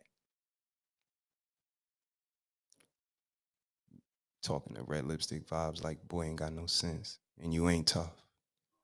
Let me explain something to you. I don't care nothing about that tough Tony talk. I don't care how many bodies you got, how many people you shot at, how many people you shot, how many years you did in jail. You was running the yard. Ain't nobody want to go in the cell with you and fight. You stab people. I don't care about none of that. I am a grown man saving my community, curing the generational curse. Okay? Don't talk about no money to me either. All right? Because everything you did, it's a good chance I did too. And I don't care what you talking about when it come down to the street talk. I don't brag about it. I don't boast about it. But the one thing that I want to hear is, what did you do to change the mindset of our community, the youth in our community? What did you do to save somebody in our community? Tell me something that you did to break the generational curse. All right? Let me explain something to you. That's what I'm talking about. Unbelievable. How y'all doing out there? Anybody want to come up, spend some time with me? Like I said, I wanted to have a break from the monotony today. I was going to start off with my little soliloquy, but then I was going to go into something a little bit different. I'm going to pull up a song. I think I want to sing a damn song. Let's see. What do I got? Let's go and change our layout and pull up a song. While I do that and get everything all situated up here, I'm going to drop the link if anybody would like to come up. I might have got some stuff wrong too. Y'all can come up and correct me if y'all want.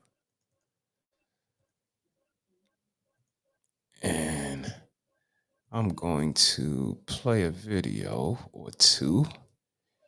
And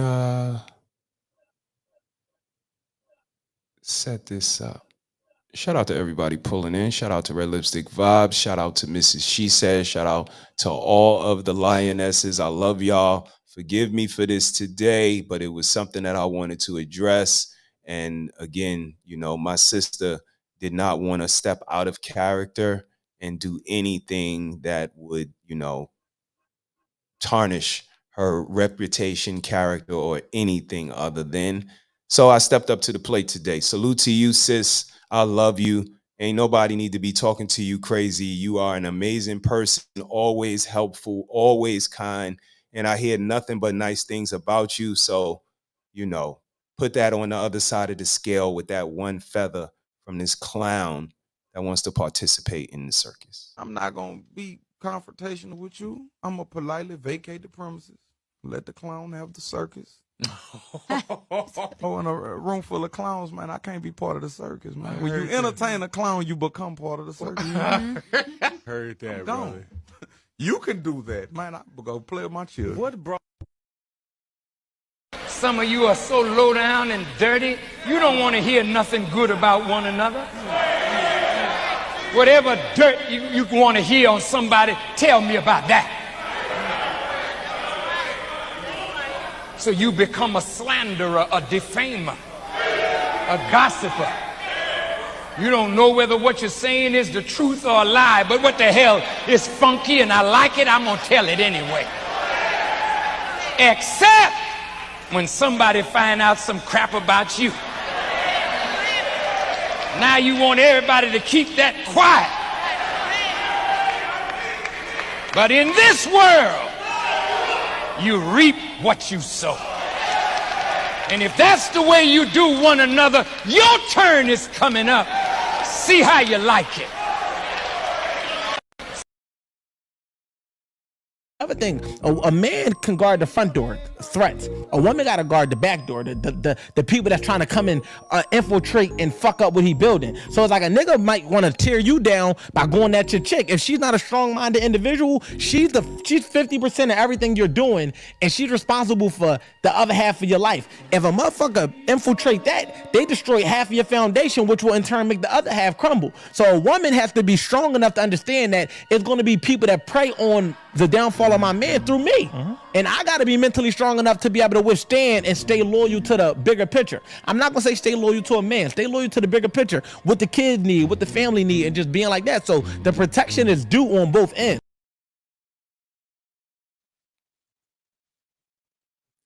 Salute to everybody that is chilling with me, man. I appreciate y'all. And now I'm about to use one of these features that's in this EV Mux setup that we got. Shout out to EV Mux, yo. They got some good things going on over here. Not sure if y'all know, but let me add myself here and do some splotty da to it.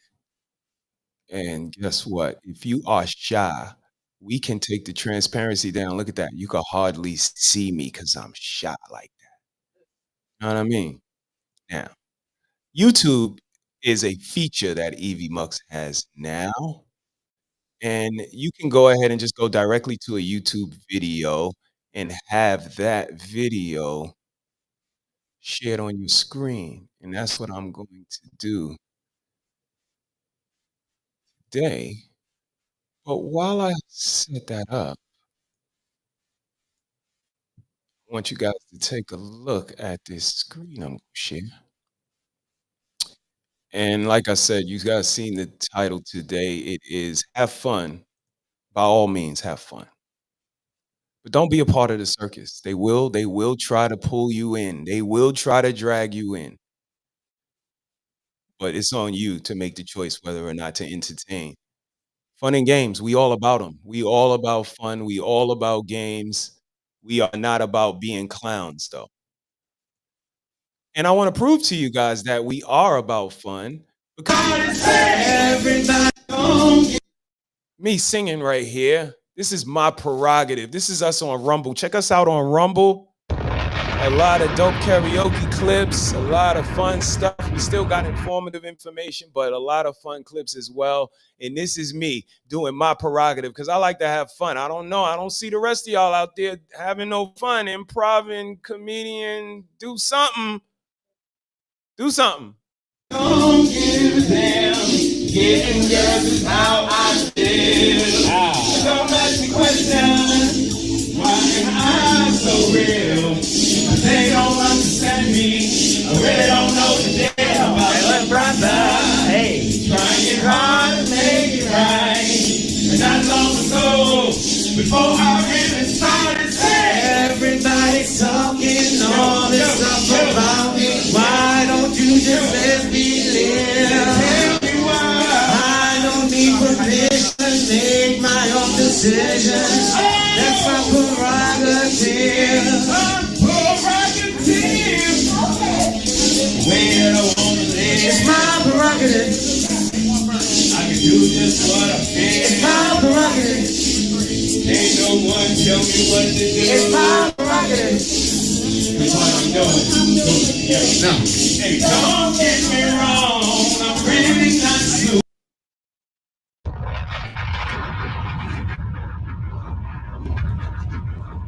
Don't you know no good? Don't you know no good? Okay, what y'all got? What y'all got? Okay. Yeah, I know what you're saying. He wasn't all that. I wasn't. What you got though? What song you want to sing? Interesting. So y'all see me, I'm up here in the silhouette. I am going to go to YouTube and grab a song. Let's do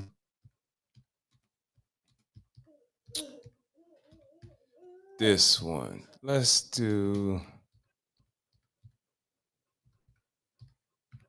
pay homage to somebody that's no longer with us and do this one. Let's see. We got, let's pull it up. I would tell y'all to put a suggestion in the chat, but we not close like that yet. We not friendly like that yet. Even though I am. Let's go and get this video. Copy that address. We come over here. We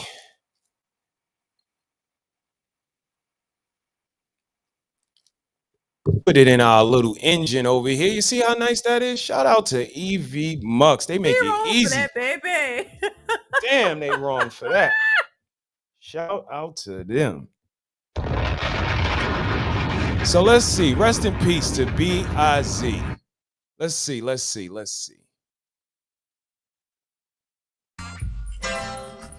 Have you ever met a girl that you tried to date? For the year you make love, she wanted you to. Let me tell you a story in my situation. I was talking to this girl from the U.S. nation. The way that I met her was unfortunate. She had long hair and a short beanie skirt. Let's start off stage dripping, pouring with sweat. I was walking through the crowd. Guess who I met? I whispered in her ear, come through the group so I could answer the question. Asked her her name, she said, blah, blah, blah. She had content, pants, and everything. I took a couple of flicks, she was enthused. I said, do you like the show? She said, I was very enthused. Started throwing bass, she started throwing back with range. And I sprung the question, I got kind of strange. When I asked, do you have a man? She tried to put this in. I said, no, I don't. Come on. Don't even give me that. You got what I need. Would you say he's just a friend? Would you say he's just a friend? Oh, baby, you got what I need. You say he's just a friend. You say he's just a friend. Okay, that's how it goes. That's how it goes. Shout out to my brother, Lost in Translation. My brother is in the building. Let's round the corners. Let's turn down the transparency just in case you shy. Just in case. You know I ain't shy. I know that man with a voice like that. Hey, salute my brother. How are you today, man? But I appreciate you checking in, man. How you doing? I'm sorry for that little rant. That's not me, but it was needed and necessary today. It was appropriate. But how are you today, sir? I'm well, sir. Listen, man, it was appropriate and it needed to be said, man. And I appreciate that. Anytime y'all guys come on, man, I want to make sure I turn it on. Because I know I'm going to get fed when I come over here, man. If I can't get fed nowhere else, I know I can come over and get a plate. You know what I'm saying? So I appreciate y'all, man. I really do. You and the missus and the family, man. So we're just having some fun today. Like I said, I wanted to do that little soliloquy, but I also wanted to take a couple of seconds to have a little bit of fun. Like I said, I bust out the karaoke machine. And if you would like a song, you can just put it in the back chat. We're not going to announce it to them. It's going to be a surprise for them. But you can put that in the back chat, and I will pull it up for you. And we can sing a couple of songs. Mrs. Harris may come up. She's working on dinner. But I'm going to continue. You say he's just a friend. You say he's just a friend. So I took blah blah's word for it. At this time, I thought just having a friend couldn't be no crime. I have friends, and that's the fact, like Agnes, Agatha, Jermaine, and Jack. Forget about that. Let's go into the story about a girl named blah blah blah that called me. But we started talking and getting familiar, and in a lot of time, we can build a relationship. Lost some understanding how it's gonna be in the future. We are planning. Everything sounded so dandy and sweet. I had no idea I was in the street. This was established. The school was over and she went back to school. I called every day to see how she was doing. Every time that I called her, something was brewing. I called her room, I got picked up, and then I called her and I said, "Who was that?" "Oh, that's friend." Don't give me that. Don't even give me that. Yo, bust this. You got what I need. But you say he's just a friend. But you say he's just a friend. Oh, baby, you got what I need. But you say he's just a friend. But you say he's just a friend. Oh, baby, you got what I need. He's just a friend, but you say he's just a... All right. What y'all think? What y'all think? Y'all put it in the chat. What y'all think? Okay. That was my rendition of Biz Markie. Rest in peace, Biz. Just a friend. Lost in translation. Did you have a selection, sir? Or did you just want to say something? Or Yeah, I just wanted to say something, man. I ain't gonna slow down the road, man. I also have a question wheel. If you would like to answer a question on the wheel, you can. And in the future, keep in mind that we are going to be having Spades Night over here, so we can email you an invite. You would just respond, and we can sit down with our partners. We can have a good game of spades. We got some old school music in the background. You know how we do? Of course. And we can, have a nice time. So whenever you want, just come on over, and we got stuff like this waiting for something to just get you, just chill out. Get you in the mood, It's Saturday afternoon. That's right. Tell 'em. In the Saturday afternoon. Shout out to you, man. But I do appreciate you, man. I always appreciate your support. You popping in, always sharing and letting people know that there is some information over here. Whether or not they bite on it or not, Lost, that's not on you. You could lead a horse to water, but you cannot make the whole thing. Exactly. And that's the whole point, man. I love about you guys, because you teach people to think for themselves, man, and not to bite on, what you've heard. You know what I'm saying? And especially if what you've heard is not serving you, And that's the whole purpose of why I started my podcast, man, Lost in Translation podcast, because a lot of the times, man, people don't understand is that when people are trying to sell you something, they're trying to sell you something to their benefit. But anytime somebody tries to sell you something to your benefit, people want to question it. And I've always wanted to know why people do that, And it's one of those things where you have to realize there's certain things in place that prevent people from absorbing the information that they need to help themselves, In psychology class, we call that cognitive dissonance. And we have to overcome that every single day, you know. And one of the things that I like, I talk about all the time is be careful where you get your information from, you know. Yes. If you're getting your information from people who've actually are doing what you want to do, it will behoove you to be quiet and listen to what they have to say. You know what I mean? And that's the main reason why I come over here, because you guys are at where I'm trying to get. You see what I'm saying? And sometimes you got to be humble enough to say, hey, you know what? I ain't got all the answers. You know, I'm willing to learn. And I think that's the problem with a lot of people, man, is they think they know everything, you know, and don't have nothing to show for it. And they want to get up and tell everybody else, you know, how to do it. You know what I'm saying? If I'm going to find out who's doing it, I'm going to find out who's doing it the best, you know? And you know what I learned too, Mr. HeSaiD, is that a lot of times, man, people follow what's popular because they want to live vicariously through them. And the sad part about it is it never really helps them out because they never put in the necessary work, you know, and that's the problem. And then on top of that, when we have these little arguments, you know, people don't realize is that when people give you information, it is information that is probably biased to what they're trying to sell. And I always tell people, even though you read something, always read for intent as well too. You see what I'm saying? There's a message behind the message. You know what I mean? And that's the reason why we live in this age, this information age, and we think just because we have access to information that it's right, and we don't take into consideration that somebody might have put a spin on it or put a spell on it, and you don't even know what it is, and you fall prey to it. But at the end of the day, you have to ask yourself, am I better because of this information? You know? And if you're not better because of the information, then you might want to, you know, question the intent of the author. You know, anytime you read a book, Mr. HeSaiD, the first time is for entertainment purposes only. You know, you want to get a grasp for what's going on. The second time you read the book, you want to read that book for intent. What is the message that they're trying to present, you know? And then after that, you want to find out the psychology and the pathology of the person who wrote it.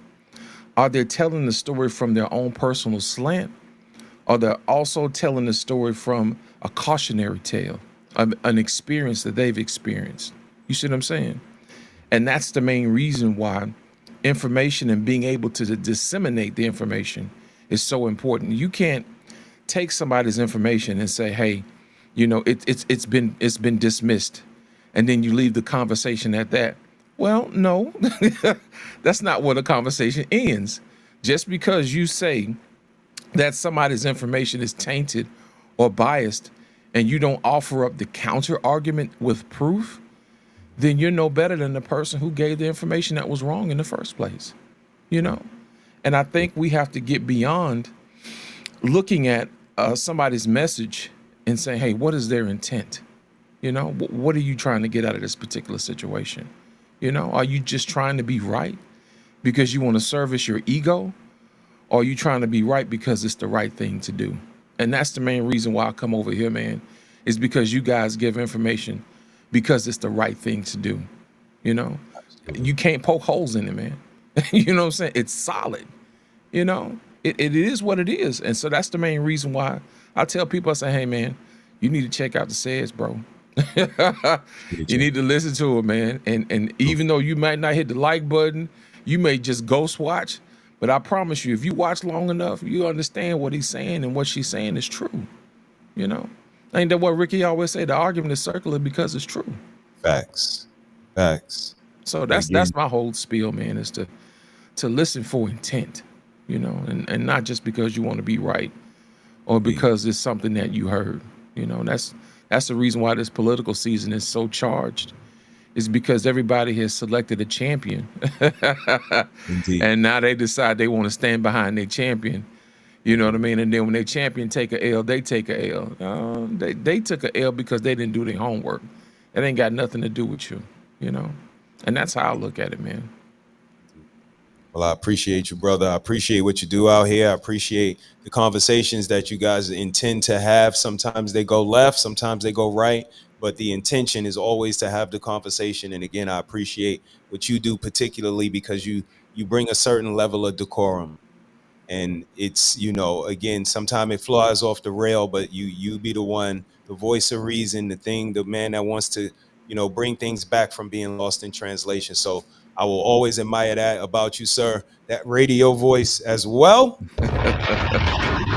You know what? The other day, man, I had an impromptu live that I did, and I had to let my people know I'm gonna have to get back to doing solo content just like you guys do, because sometimes my message may not get out the way I want it to because I'm arguing with egos, and it slows the conversation down, you know, instead of actually teaching people what it is. And what I realize is that I can feel good about myself because I was able to get it out. And I know for a fact that I did my work and I did my research to make sure that I present the information with the people. Now it's up to them at that point. And I try not to put a slant or a bias to the information that I give. And I also make sure I cite my work where it comes from. So that way they can actually go back and look at who the author is, and they can do the research on what their intent is, and not just to be right, you know. I don't mind having my homework checked, because I assure you I've done it before I put it out there, because the internet is forever and people remember. They remember. So usually when we get out of hand, sometimes I kind of try to reel the brothers in and say, hey, look, you know, this is forever, y'all, you know, and your character is forever on display. You know, it's on, as I say in the record business, it's on wax, man. And sometimes when you get into that, it can be undone. So that's the main reason why I try to at least be the voice of reason, because I want people to say at least he tried, you know. Absolutely. Absolutely. And again, you know, that's how we move. Somebody's going to click on this in the future. This is what you leaving behind. If this is the reputation, if this is what you want to do, that's fine. But, you know, that's not our intent. Like I said, this is never my intent to come up and just go ham. But sometimes it's warranted. And for the honor of the ladies that sometimes men think they have nobody behind them, they have no brothers, they have no significant covering, but that's not true. And just to attack a young lady that is nothing but good to so many people, right, I don't agree with at all. And, you know, he sprinkled my name in there a little bit, so I had to just defend the honor of my sister, defend the honor of my camp, and say we always been here from day one. We've been doing what we do. And again, you know, I can come up, we can create content. Let's sing some songs, let's play some games. And I just don't see that roundedness in other people's channel. I do see them hit record and don't even have a topic. I do see them hit play and don't even have any type of curation to any titles or any type of research they did. And not only that, I hear people come up on it and say, well, I didn't hear nothing that was going on up here, but I want to say something. I don't know what y'all talking about, but I got something to say about it. And it's deplorable. It shows a lack of decorum, a lack of journalistic integrity. And we don't move like that. Right. When I hit this button, it's because I have a title. It's because I have some information to put with the title. And then I'm going to throw some videos in there to drive the point home. And what I get is, why you making black people look bad? I didn't put the video up there. Oh, you dragging, you picking out the worst of the videos to show us, no, this is the information that's dispensed to us. And again, this has just been adopted, this narrative, that it's not the behavior, it's the people that's focusing on the behavior. We got dirty little kids running around houses that are dirty with doors off the hinges, and they not well nurtured, they are not fed well. Right. They are not well put together. They are physically abused. They are verbally abused. They are lack of education. And we focusing on why you on the computer screen. Why was the baby on the computer screen? The baby got a horrible fucking parent. If it was some conscious parenting going on, it would be a more higher vibration of a conversation. But when we start to sexualize and trivialize, but it's not foreign to me, lost in translation, because I used to hear, that's a skit. It might have been a skit. It could be a skit. It's probably like, are you serious? Like, this shit don't happen in real life. Right. What kind of girls y'all be around? Where do y'all be hanging? All of the things that we said 2 years ago, these are deflections. Now Deflection the boys are and using redirection. them too. That's right. Boys are using them too. It's Right. deplorable. And again, when I hear nobody is shaming and nobody's judging, but I'm watching, and the first time you get in a disagreement, your little struggle ass channel. Right. Oh, but you're not watching. Again, these small channels, they got big content. You can have your bells and your whistles and all of your fancy things, but the information though, where's that at? Because I can show you a couple of clips of videos where I do have green flags on what to look for in a woman. Absolutely. You've been talking about relationships for 2 years, but you ain't told the boys what to look for in a woman. My wife talk about hysterectomies and vaginal care, and do you hear anybody? No, you hear the inverse. No, it's no women out here talking about vaginal care. I like this one. Lost in translation. There's no women that stand in line with their men and speak on behalf of men. I'd be like, holy shit. And they champion this shit. They champion it. And it's so disrespectful. And the same guy that I'm doing the video on, I got a video of him. It's a lot of videos I'm not even playing. Shout out to Take Heed. Shout out to this one. Shout out to that one. Nigga, when you came in the door, you sat with Mrs.HeSaiD and Red Lipstick Vibes. Now you forgot their name? You conveniently forget their name, but you remember mine when you're going to call me a name. You remember mine when you want to slander my sister. You remember mine when you want to drag me with some dude I'm not even in line with. I don't deserve that. I come up here and I try to put my best foot forward and give information. I don't care how you feel about it. I ain't trying to be nobody's friend up here. I always said that. The only friend I'm looking for is Mrs. Harris. We don't even agree all the time, but we work that out on the back end, and that ain't got nothing to do with y'all. See what I did from Fences right there? Absolutely. Ain't got nothing to do with y'all. But again, what I do in the chat gets people rubbed the wrong way. Girls, guys, it's the chat. But everybody got a right to do what they want. Let me come up on somebody. Oh, Mr.HeSaiD, everybody got a right to do what they want. Mr.HeSaiD, you can't be shamed. Mr.HeSaiD, it depends. Mr.HeSaiD, you can't. Mr.HeSaiD. But then want to be telling on to other niggas that operate the same way. Yo, Hamp, you see how they moving out here? Hamp operate the same way I do. He say majority or minority. I say, no, it depends. We the same. You just like him better than you like me. Again, that right there, that's a whole nother show for a whole nother day. Man, fuck all you hoes. That nigga. It's a whole nother show for a whole nother day. But I've been operating with integrity since I stepped up here. I have been operating next to my significant other that y'all see, and you could try to call her a 2 or a 3 if you want to, but she looked like Jane Kennedy. Word is bond. So y'all can use all of the tactics that you try to use to make it about something different, but I've always tried to give information to people that is going to be helpful. And for me to see my name come up in some nonsense, shout out to my brother. See, now I gotta stop. Now, Doc, welcome, sir. Arrived. We will now relax ourselves. Doc is in the building. Hey, Doc. Greetings, brother. How are you? Lost in translation. What's happening, Doc? What's up? Good to see you. Good to Mr. see you, brother. HeSaiD and family, and those in the tribe, in the chats, listening now and on the replay. Salute to you all. Wish you well. How you brothers appreciate doing? you, Doc. You came up at the perfect time. Let's go Yes, ahead. I heard you say something about vaginal care. So I said I better log in and see what's going on. That's right. I said the magic word. I said the magic word. I said I better log in. No, I'm doing well. Car broke down the other day, but it was all right. Everything worked out. I was thinking how much, because I don't know much about the motor. Okay. So I had to call for help, but people usually don't stop anymore to help people, but these people stopped and helped this guy.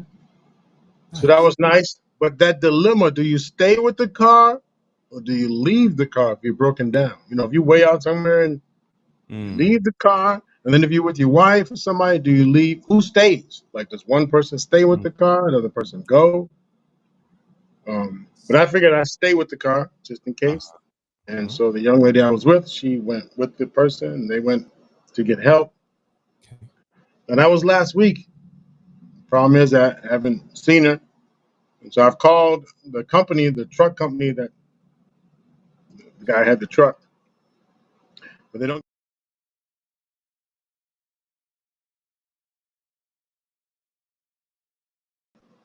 But I told him, I said, listen, I know I'm not calling to whoop him or nothing. I'm not upset. I was actually calling to thank him and tell him not to bring her back. So, yeah. But they still don't give me the information. So anyway, if she's listening, if you're listening out there, the truck driver's listening, I just want to say thank you for taking off my hands. I appreciate it.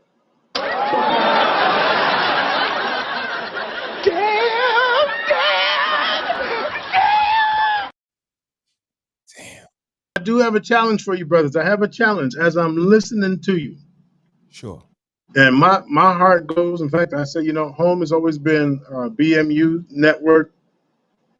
But as I think both of you know, I'm going through my own kind of recovery with all the professional gaslighting and all the stuff that was going on, and didn't know about what they call on-screen depression from on-screen stuff, viewing and too much and social media. So I took a little dive, and then some people were coming at me about the transphobia stuff, and like I'm Mr. down the middle of the road. How can someone, anyway, coming off of that, I do have to limit, as I'm recovering, I have to limit the stimuli, because I always say, well, I'm built for it, like, let's do it. But the stimuli, I have to slowly increase it. And so even my watching from the clouds, when I go to the BMU network, I'm watch and listen. But within 10, 15 minutes, I have to tune out, because already the conversation it gets wild. And so what I want to challenge is, I hear you both say this, but I don't understand them when I'm watching and I hear how we take Mrs. excuse me, not Mrs. SheSaiD. Take heed to the message, and someone like Anita or somebody, and encourage, I mean, like a pack of wolves, encourage them to fight. And then now on the show, we're talking about how much we give back and we want to support and we want to help. I'm thoroughly confused, because when I get on those shows, even though at the end we come back together, but the amount of trauma that happens, and this is part of my current research, like I want to prove, and you're not responsible. I'm not saying any one of us give people trauma. I'm not saying that. But those who tune in, and that trauma, I mean, you have people in the chat saying, no, don't do it, don't do it. And then, get her, get her, get her, get her. It's like, and then we turn around and say, we're about love and peace, and we want to support each. Those two don't go together. Or I don't see how they go together. Now you catch it at the end, how people came back together. I was like, see, that's how it works. And I'll be one of the first ones. Yes. But then I'm thinking, well, damn, is it like AMA wrestling? Where Jerry Fatwell and another guy, they get on, boom, they hit each other with chairs, and then they end up in the same limousine together. And then I'll land with this, like a couple weeks ago, Mr.HeSaiD, I was watching the show. I thought that thing was on just a permanent loop. Look at this dumbass. Look at this dumbass. Look at this dumbass. Listen to this dumbass. Listen to this dumbass. Listen to this dumbass. Listen to this dumbass. It's like, wow, at what point do we make the point that he didn't answer the question? And then when we say, our content, even the Brother Farrakhan loop you just played, are we just talking to be talking or putting on shows? So that's the challenge I have to you two, that how come I see that, hear that, and then shows like today, what I just heard, like, yeah, but I'm willing to bet that's where you get some of the pushback and confusion, people who were talking about what I just said. So there's my challenge to you. Loss, you go first. You know what, Dr. Quinn, let me be the first to apologize. You know what I'm saying? Because I understand how that would cause trauma, because there have been times where I've had to turn it off too, man. Because it's messing with my spirit. I've even contemplated taking a break. And I thought about it. I came over and I watched Mr.HeSaiD, and I was like, you know what? I need to get back to doing what I do best. Having conversations and actually diving deep into why we do what we do. You know what I mean? But the reality is that how do you take what's educational, and while people still have an appetite for adversity, and use that and catch their ear at the same time? to also disseminate the message. So it's a balancing act, because you want to get as much people in as you want to, but they still have an appetite for adversity. But at the same time, you know what message you have to have and say, hey, look, even though this happened, this is how you handle it. And I think what it does, it actually teaches people when you're up against something, you have a choice. Either you can actually remain adversarial and it doesn't complete the mission at hand, or there's an option to hear people out, hear what they have to say, mull it over, and then you guys talk about it and fix it that way. So there is a definite balancing act between those two. So let me be the first to apologize and say I'm aware of it, because I've had this conversation with other people in the space as well too. And it's been going on since the beginning. And I'm glad you said it, because in back chats and conversations, I've also told people, hey, look, we got to clean it up. And sometimes in the midst of it, and when I've had enough, I'm cutting mics, man. If it's in my power, I'm like, hey, we need to reset. You know what I'm saying? And get back to what was talked about. But like Mr. HeSaiD said, is that sometimes, man, you got to lead, and you can't look back and see who was following, but you still got to do what's right. And I'm in full agreement with you on that one, as far as making sure we have a responsibility to make sure that we do what's right. So I will be the first to say I apologize. Absolutely. Absolutely. Yes, sir. I would hang my hat and answer on the fact that there's gray areas that exist. I'm really animate about being able to exist in the gray areas of life. I think it's a certain sophistication that you can't be too hot, you can't be too cold, because you don't want to come off a certain way. So you have to operate inside of this gray area. And I think this, today is one of the examples of that. Like I said, I would never normally go on a tirade like this, but the fact that Red Lipstick Vibes was attacked for this, for supporting somebody, and that's my sister. Like I said, I don't wave my flag as being down with anybody's crew except Mrs. Harris's. But when I become guilty by association, and again, Red Lipstick Vibes has been nothing but good to people in this space. I've sat at her table from the first day, and for her to tell a gentleman, nah, I don't want to go back and forth with you. You can go back and forth with the men in my camp if you would like, but I'm not going to do that. And again, he still continues to press the issue, have something to say about me. It don't sit right with me, especially when you were over here. You had more than enough opportunity to say, Mr. HeSaiD, I don't agree with X, Y, and Z, or I see this may be problematic in the future, but none of this intuition, none of this insight is there. But in hindsight, I get collateral damage or stray shots that Mr. HeSaiD, motherfucker, and some of the things he articulated in the video. Like, I don't see that not being worth a conversation with me. But again, I go in the archives and I see somebody he sat next to for 2 years. He never really liked him from the beginning. He called him retarded. He talked about the relationship he need to have with his mother. Like, all of these things, Doc, although I don't say them, I'm still a New Yorker. I've noticed it from the first day. Just because I ain't say nothing about it, I don't say nothing about a lot of you guys. I see the way that y'all move. And again, I chalk it up to being from New York, going Showtime at the Apollo, being unapologetically, being protected by the red, the black, and the green, all of that. And I'm not going to stop when something like this happens. So today I say, you know what? I do have things in my stash. I got lo-fi over here. We got verses over here. We do game night over here. We got question wheel over here. We create content over here. It's the other people who react to content all the time, shows they ain't even been a part of, watching the entire stream. This is preposterous. So you know what? Let me take a couple of seconds to operate in the gray area, because being well-rounded means you're rounded. I can be righteous, but I can also be ratchet. And just because some ladies threw some dirt at me and I didn't respond, and a couple of other people do some dirt on my name and I didn't respond, people try to come at my relationship sideways, I don't respond. You know what? Today, I feel like responding. Leave my sister alone. You could keep my wife on your intro, because, some guys just, she's a pretty girl. She's a pretty girl. I understand. You can keep my wife on your intro, but lead dog. I don't deserve that. I don't operate like that.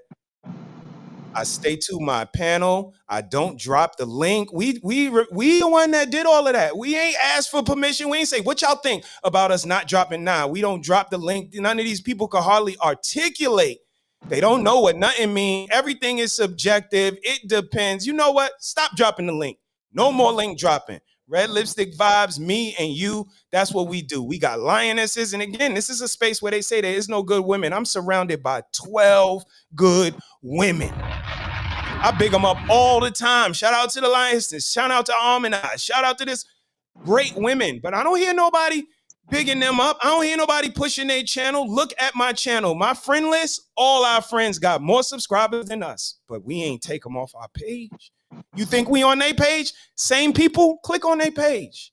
See if they promoting my little struggle channel with my 500 subs. We crossed 500, y'all. Organic with original content. Never screaming at nobody. Never calling nobody out their name. Never dual streaming with nobody. And we still crossed 500. Now we just got to get 1,200 more watch hours because we don't be on here like that. And we come on every week. That's what show y'all. Y'all on too much. How y'all get all them watch hours that quick? How y'all do this with kids and y'all love the kids so much? But again, Doc, the kids are eating processed food. They go into public school. And you got these guys, they beat their chest. I work.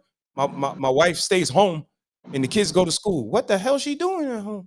She stay home and the kids, she push them out the door so she could stay home? Y'all, wow. So we say, Mrs. Harris, tell them about homeschool. Tell them how easy it is to just fulfill the curricula in your state, and then you can add things into the, she got videos. Again, do you think anybody say anything about Mrs. SheSaiD other than she shames people? She be shaming and she don't even shame. She uses shame. There's no shaming until y'all push back, till y'all get a little discombobulated. Then we got to say, look, little nigga, it's not how it's done. And we don't care how nobody feel about it. But that's not what they hear. They don't hear none of that. So this is why, you know, I landed in the gray area today, Doc. And again, you know, you keep me mindful. You keep me mindful of the N-word. You keep me mindful of my demeanor. And this is what I mean about accountability. I respect you so much that I know I'm a 50-year-old man. I know that I've been using the N-word for a long, but you know what? That's my brother. I respect him. Let me at least try. I might not do it 100%. I might not cut cold turkey, but if I try, he'll see the work. And practice is going to make perfect. Before you know it, I'm calling you everything but that's what people, they don't give people enough time. They don't even stay together long enough for the baby to touch the floor with his 10 fingers and toes. So how could they work on themselves and want to see the improvement and show the other person that I am working and that I value them as a friend and I value this relationship? I got the dude yelling at me that been switching and flopping friends for 2 years, and I've been sitting next to the same 2 girls for 2 years. And he got names to call me. Sir, nah, we're not going to do that. So that's why I jumped out a little bit out of character today. I might not even keep this up, Doc. So thank you for, you know, pulling my coattail, making me aware. And I am going to apologize for the overall energy for today, but I'm not going to apologize for addressing, you know, this particular individual. So I hear you. Absolutely. I appreciate you. Sorry for being so long-winded, sir. Oh, no worries, no worries. So here's where I thank you both. And here's where I flip the message, because I was getting caught in, why am I so triggered? Go to BMU, on BMU, when I'm watching BMU, and like a tray. Oh man, by the time I get off that call, like, and then, but it's called permission giver to let him go on and on and on. So I say all that to say, no one has put a weapon to my head to tell me to attend to the show. No one has ever forced me to turn on the device. No one has ever said you better or else. So then I wonder really how much is the onus on the individual and not the content provider. See, it's easier for me to bitch about what happened and how come you this and how come you that, and you said, and you put the women against each other, but I still show up. So have I taken ownership about my perp and my deviant being fed? Have I taken ownership about when you say a nice message, I actually leave that?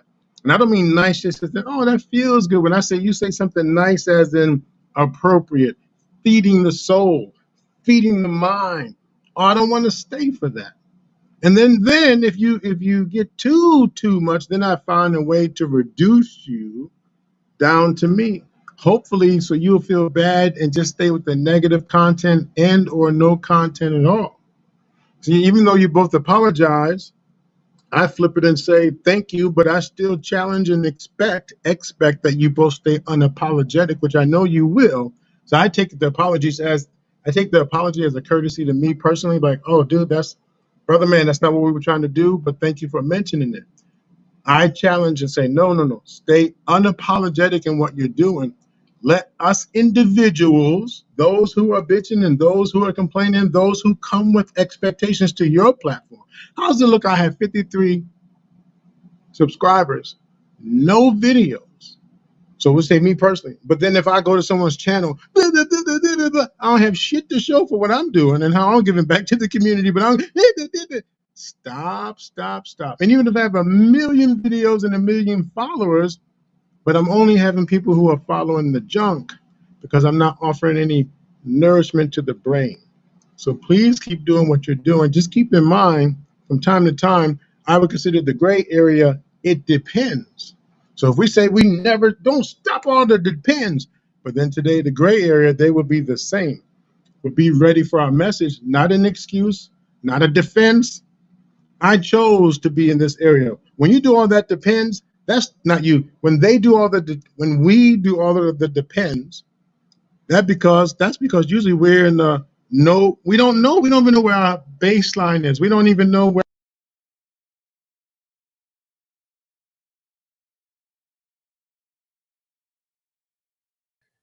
What happened to Doc? Doc, you still there? I think he got paused, man. He might come back. He was cooking. He's frozen. It was on the road too, man. Sure was. Okay. Let's give Doc a second. Come on back, Doc. Skibbity pat.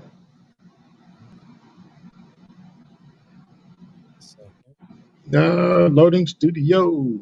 There he is. We can hear you, Doc. All right, your my screen bad. just froze. Yeah.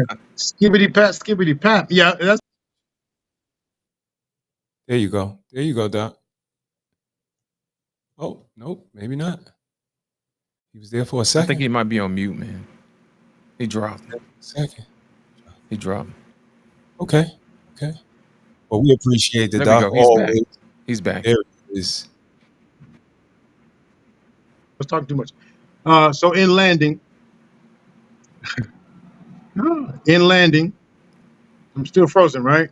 No, you good, Oh, Doc. you good. We hear Okay, you. good. Sound good. All right. Thank you. So in landing, I'm saying I challenge all those, and all those that come up to tell you what you should be doing, for us to think about what is the function in our arrival in the first place. What is our function in the arrival in the first place? What is the purpose of our expectations? We're going to someone else's home, someone else's channel, someone else's space that we're invited in, because there's always a mute button and there's always a cut the channel. Cut them. I can't think of the words, but there's always a way to get disconnected from the channel. So the fact that I have the space, the opportunity to come up, but if I want to use this opportunity to bitch versus how can I enhance the conversation? And if it's not a conversation I don't want to have, I should know how to use one of these fingers and just press my own exit. And if I don't, that was a choice that I made, and I should be able to accept what comes with it. I'll land there. Indeed. Appreciate you, Doc. Appreciate your wisdom. Appreciate you taking your time out. But you said something that is a great segue into our next selection. This is my channel, and I got something I want y'all to do.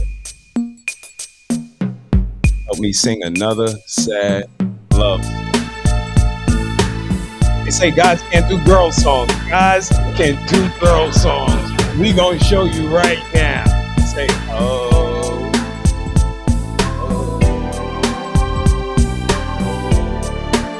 Oh, Doc, no word. Oh.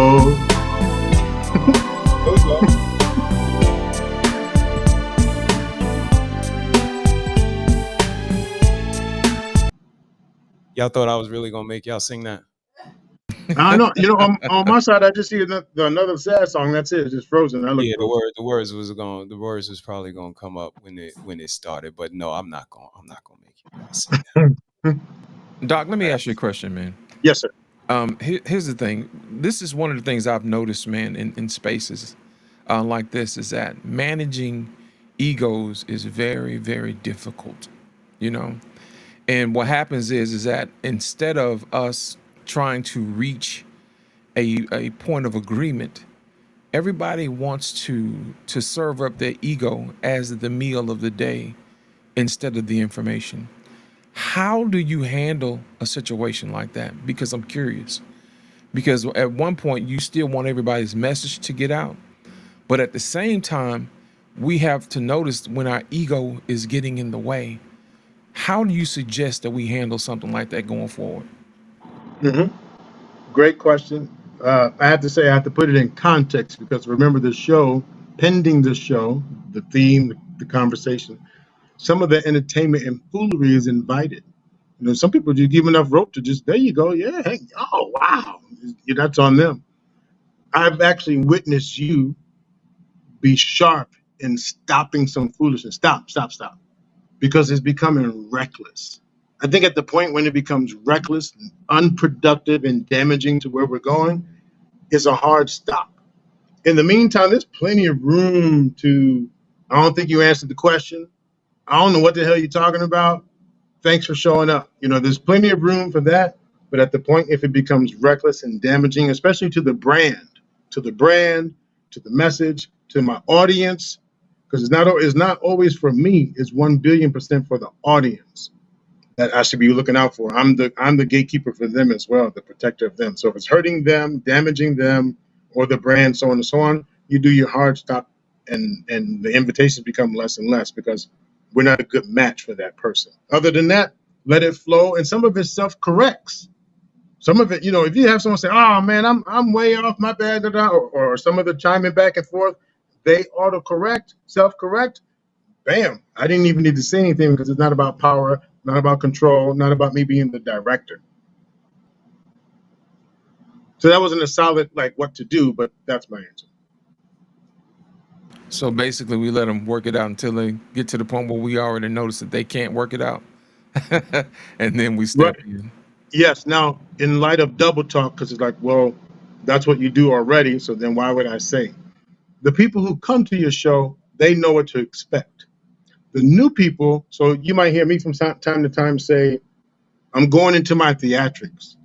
That's mainly for the new people. Those who know me, in fact, when I started talking today, one of you put up that popcorn, Michael Jackson eating popcorn thing, right? Like, oh, here we go. I was telling a serious story about my car breaking down and them taking the lady with and put up the popcorn thing because you already know, here you go, here he goes. But those who don't know, from time to time, I might give them a welcome to what they're about to get. Not always a trigger warning, not that trigger kind stuff that's soft, be careful. I'm talking about for those who haven't been here. And then that's where your mods and stuff, they do that. We can do that. Hey, just, hey, you know, boom, boom, boom, you know, don't worry. You can always send the question, da-da-da. So your mods do it so you can focus on what you're doing. So in light of double talk, one side says, be mindful when we're going there. For those who haven't been here before, just so you know, we're going to let these two chop it up, and then we put them center mic or center stage or whatever you do. But from time to time, I don't need any of that. I just let it flow. And then correct when need be or capture the beautifulness in the end. You know, BMU comes back at the end. Hey, didn't we make it work? And for those who are like, whew, cool. But by then the damage is done. Subconsciously, we don't know it, the content providers, and the audience doesn't know it. The damage is already done. But that's neither here or there. That's part of my research to say, dang, I didn't even know by that point I've already caused some damage to my brain. Some damage I didn't know. But that's for another conversation. Consciousness is key. Awareness. Again, like you said, Doc, you have the power of the finger. The power is literally in our fingertips. That we have to take these breaks or eliminate ourselves from situations that might not be therapeutic. I wouldn't disagree. I think it's how you run your channel. I believe that might be very operative. Check out this video. People don't want to live righteous lives. People look down on the righteous. They say, oh, the word self-righteous. That's like a derogatory statement to call somebody self-righteous. That's like a derogatory statement. But when you look at the real statement, to be self-righteous, right, yourself is right. Myself wants to be right and wants to live right and wants to do right. That's self-righteousness. But in a society of liars and sin. Okay, it's on me. Here we go. Was it not? It wasn't playing? Yeah, it was playing. Oh, it's playing? Okay. On my side, it was just an all red screen. So I don't know. It might have been.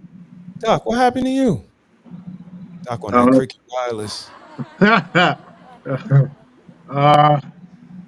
don't know. Can you hear me? Yeah, we hear you. Yeah, we can hear you, Doc. Do you have a delay? I don't know what happened. Yeah, it was just a red screen, but that's just on the stage. I'm gonna turn the YouTube on for me.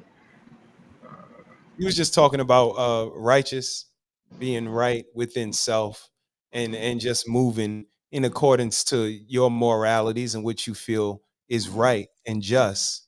And some people may look down upon that for moving like that. So, you know, how do we keep our integrity and still, like you said, continue to let the conversations play out, but we want to be able to have both sides be mature enough to consider each side. Once it becomes a screaming match, you know, it's pretty much done there. So, you know, where does that, how do we operate within those gray lines in those gray areas of moderating a conversation, but still letting them, you know, have their back and forth, but with it to be, you know, to a fruitful end? Right. Great question. Again, I go back to what you said. Depends on the actual show, the layout, the format, how you do it on your end. Some shows are designed like the very intent is to have that back and forth, is to have that energy, is to have the real conversations, comedy, integrity, honesty, anger, a variety of emotions, and let it go, let it rip. And if we want a different outcome or a different layout, then that show you lay out the outline. You lay it out. This is the way it will be. We're not doing a bunch of back and forth. Here's the outline. So I think if the outline calls for it, you let it flow up until that point that you feel as the provider that has gotten reckless, or you create the format to where people are very limited. I don't think people really know how to manage free will. I don't think a lot of people know how to manage free will. There must be structure. They just don't realize it. There must be. So those days when we have those type of shows, I provide the structure. And other times it's free will. Indeed. Absolutely correct. Doc, here's the thing, what people don't realize, man, is that this YouTube thing is something different than regular programming. Regular programming is curated for a specific time slot for a specific message, okay? And what happens is that YouTube is a little different because there's an interactive portion of the particular show or the content, okay?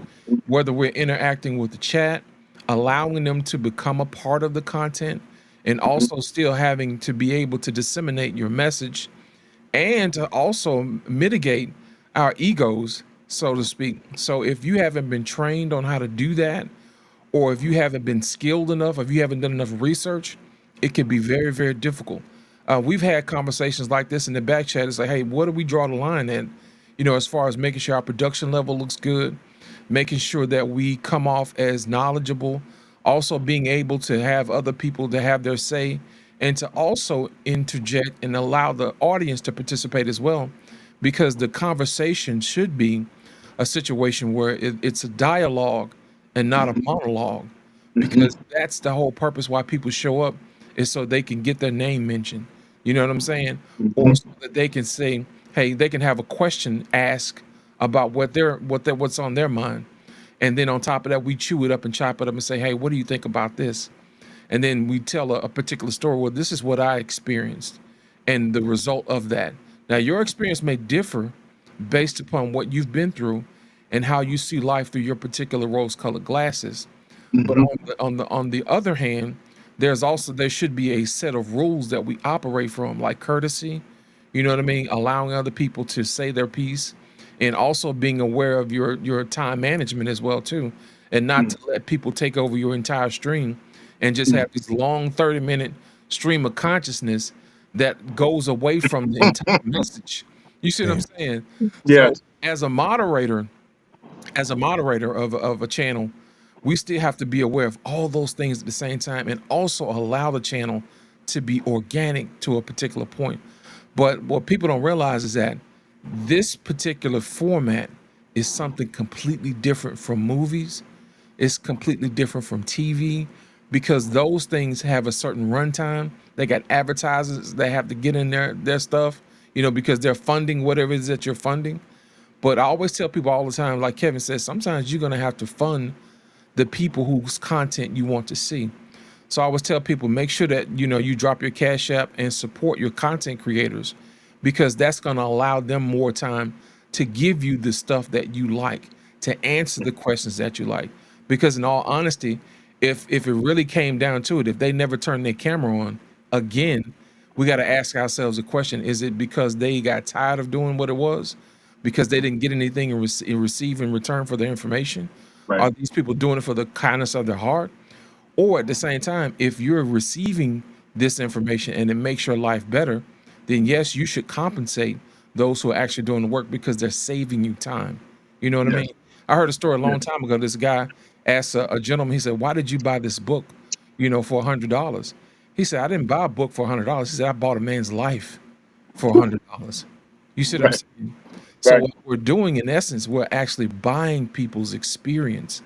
And I think those people should be compensated for it. And I think that's probably the reason why we have books, to buy somebody else's experience and to use it toward our life to make our lives better. So I always make sure that I tell the other people, hey, support the channel, support those who support you. And I think that's just the right thing to do. If you can pay your pastor to save your soul, you can also pay these people here on YouTube or wherever, to make sure you give your content, and it's the same with advertisers. The advertisers are the ones who are actually paying for some of this stuff. And at the same time, you'll go out and you'll buy their product. But that is that is not so transparent, because we don't see that portion of the business. But the business, the portion that we see up front, is the super chats. It's the, it's whenever some person gives, it makes the other person want to give. And eventually the goal is to actually get to the point where all you're doing is serving the people that you want to serve. You see what I'm saying? Or those who want to be served. So those are some of the things that we have to take in consideration when we're having these conversations and putting these shows on. I appreciate you for making us aware of that. Oh, no worries. If I can respond quickly before I forget what you just said. Cool. Brother, he said, is that all right? Okay. Good to go, Doc. You good to go? Okay. What you just said is worth $1 gazillion, and I'm working on trying to package what you just said. There are a few pieces. One, do we listen to listen, right? Because those who say, oh, you went on too long, were they listening because they can't wait to jump in, and they have poor listening spans, right? It was only like 10 seconds worth we can handle. Boom. How does a content provider not defend, explain? Another piece that goes to that same question. Understand the venue that you are on. Part of the work I'm doing is the trigger piece. Why the trigger alerts? Because YouTube, as you were saying, they don't have the same regulations as if it's a sponsor paying, and they want a certain word, a certain message. They don't have the same regulation. So one of the ways to control that for the listeners who are offended is to say, now I'm triggered, because that's the new buzzword. That word has been around forever. So understanding the venue that the people are coming to. If you choose to go to YouTube, and so content providers historically haven't, as the ones I've listened to, I just a small group, so it may be happening. They haven't been that well versed at articulating their venue. So when they get into a jam like I got into, when I said, well, I was using stuff like, it's my private life. And the companies were saying, yeah, but you're still employed and you're a model of the company, you're a representative of the company. But what did I say that was wrong? Your sense of humor, it was a lot of this back and forth trying to explain. We're mastering what you just said. HR clients out there, whoever you are, if you entertain coming over to this venue and you capture this version of me, you have to understand where you received that at. And where I serve you in that company or that capacity, I serve you that way, but understanding how not to mix the two. And I want to encourage more content providers to master what you just said, brother, Lost in Translation, because it is so critical to be able to explain, not defend, but explain and articulate. We do what we do with intent on this platform. It's set up a certain way, we utilize it, and listeners, you need to understand how to utilize it with us. Same was worth, what I say, gazillion dollars is just worth so much more than you may have realized. And I want to invite more content providers to understand how to articulate and express how we utilize the venue, and it's not our fault if we were ourselves and you captured it and then wanted to weaponize it and use it against us. Absolutely. Great points, gentlemen. Great points.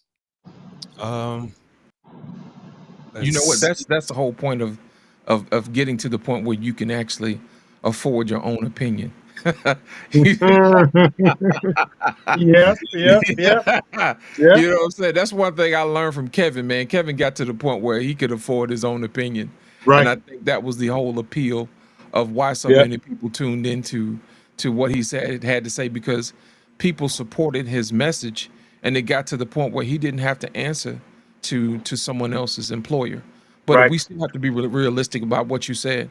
If you're going to be the face of somebody's company, yeah, they do have a right to question, you know what I mean, your validity. That's why I never tell people where I work, because it ain't their business. And my bosses don't know what I do. But if they have a problem with what I have to say, then they can come see me. You know what I'm saying? But at the end of the day, we still have to make sure that we maintain some type of decorum. Now, I don't have to be a gentleman. You know what I'm saying? On YouTube, Right. it's just I just choose to be. And you heard Right. me say this 1,000 times: manners maketh man. You know, if you don't create enemies, you know they don't come for you. But I will let my enemies know, if you come for me, be prepared. You know, I don't have to cheat you to beat you, because I'm well versed at what I do. But at the end of the day, my purpose is not to hurt, it's to help. And I like to put that out there first, because I think sometimes people will take your message as an invitation for an argument when it's not. You know, I've had plenty of people say, hey, you tried to sun me. No, I didn't. That was not my intent. My intent was to also put up more information to the contrary of what you said, so both people can have both sides of the information so they can decide for themselves. My job is not to convince you of anything. You know, I've learned a long time ago, a man convinced against his will is of the same opinion still. Same persuasion still, yes. That's Yes. right. So I let people decide for themselves, but at the same time, we owe it to people to give them all the information so they can make an informed judgment for themselves. Absolutely. Absolutely. Salute to TC Top Cat on the check-in. Salute OG. Hope all is well. Mrs. O is pulling in. Hey, lovely. I hope you are doing well, enjoying your Saturday. We are having a conversation. Not sure if you guys seen the title or the thumbnail, but it says, have fun, but don't be a part of the circus. Something that I hang my hat on. I like to have fun. Me and the missus think there's a time and a place for everything, but everybody likes to let their hair down and just chill out a little bit. But we definitely make sure the little one is far away. She's in Florida right now, so that's why I'm acting up right now. Again, this is, you know, sometimes you got to take the opportunity, and it kind of presents itself to you, Doc. Like, I wouldn't be able to even do this if Madison was still, you know, in the back in the park and running in and out to grab an icy and all that. You know what? Let's and this is how we have the decorum that we have. Like, Mrs., we ain't gonna, this is not what we here. We're here to leave this video documentary for our life, like we said, for this 9-year-old girl. But sometimes, you know, I might have to deter from that to just, you know, spank a little hiney and tell him to, you know, take your nap. And you might have to sit in timeout, like stop acting like a child. Like, I'm a grown up. I'm not a child. So when a child gets out of line, I spank them. And that's, you know, what we as men are saying, that when people get out of line, it has to be consequences. And that don't mean just putting hands on people, but we got to be able to say, come on now, You know you ain't supposed to be acting like that. And if you respect Mr. Harris, you say, you know what, Mr. Harris, you right. You might not respect Mr. Harris. I'll forget what you said, Mr. Harris. Don't nobody care about what you say. Look at how your house look. Look at how you treat your wife. Look at how your kids is out here in the street acting crazy. But Mr. Harris ain't like that. That's why Mr. Harris like, you know what? Yo, chill. You ain't got to be acting like that. Because again, I'm 50 years old. The streets been wanting to kill me since I was 16. Doc, on my 16th birthday, I had to tell my best friend, mother, he was no longer here. And until recently, again, my nephew just passed away. 29 years old. Y'all can shame me for being as old as you want, but y'all young people are expiring and it's killing us. My brother is going through it right now. But these young people don't want to listen to the lessons. They think being alone and by themselves is a badge of honor, and it's not. Alexa can't do CPR. Alexa can't get you back right if your heart stopped in the middle of the night. Y'all don't hear me when I talk. Y'all don't hear me. Y'all think I'm just talking, but I'm sitting here a living example with kids 30 years old, walking up and down the stairs. I ain't kick them out. Sitting next to my wife for 26 years. No outside ladies, no outside babies. Don't be mad at me because I fucked the girl I wanted to, not the girl that I could fuck. Y'all fuck the girls y'all could fuck and then get mad. Some men fuck the women they want. And again, you want to make me the bad guy because you're so selfish. All you hear is the attack on you. You talking about me. You talking about my weight. You talking about I ain't got no girl. No, I'm not. No, I'm not. Talking about your discipline. Talk about getting along with others. Talking about selflessness, camaraderie, relationships, bonding, recognizing talent, judgment of character. You can't even pick a boyfriend. How the fuck you gonna pick a therapist? Go to therapy, go to therapy, go to therapy. They can't even pick a boyfriend or a girlfriend, Doc. You know how hard it is to pick a therapist? You know the waiting list? Do you know the camaraderie you gotta have, the mesh, the honesty you gotta give to him? The constructive criticism you gotta be willing to take? And people just tell people to just go find it like it's just so easy. Go find, just go therapy, just go seek therapy. He can't even pick out the right pair of shoes. You see the shoes he picked? See how tight his pants is? Can't even pick pants. How you gonna pick a therapist? So again, I hear these things and all they hear is the cod liver oil side of it, how it comes off and my bravado or his cadence. You talk too loud or, again, this is the tutor. You could tell the tutor that they tutoring wrong, but you the one failing the class. Isn't that something? You gonna tell the person who's teaching you. I'm passing the class. I'm good. I ain't trying to prove nothing to nobody, and I'm not lying about nothing. Check my Facebook page. 15, 20 years back, same way, unapologetically, same stuff, giving back to the community. I'm not changing. This is who I am supposed to be. A dad, a husband, a brother, a friend, a cousin. But that ain't no sugarcoater. That ain't no doormat. It ain't no pushover. It ain't no go along to get along.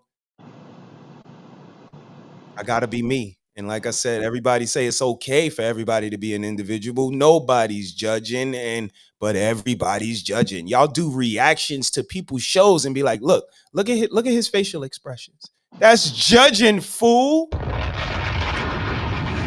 Look at his demeanor right there. Look at her hair. Look at her wig. Look at her shoes. Look how fat she is. Look at his wife. Is his wife a 2 or a 3 or a 4?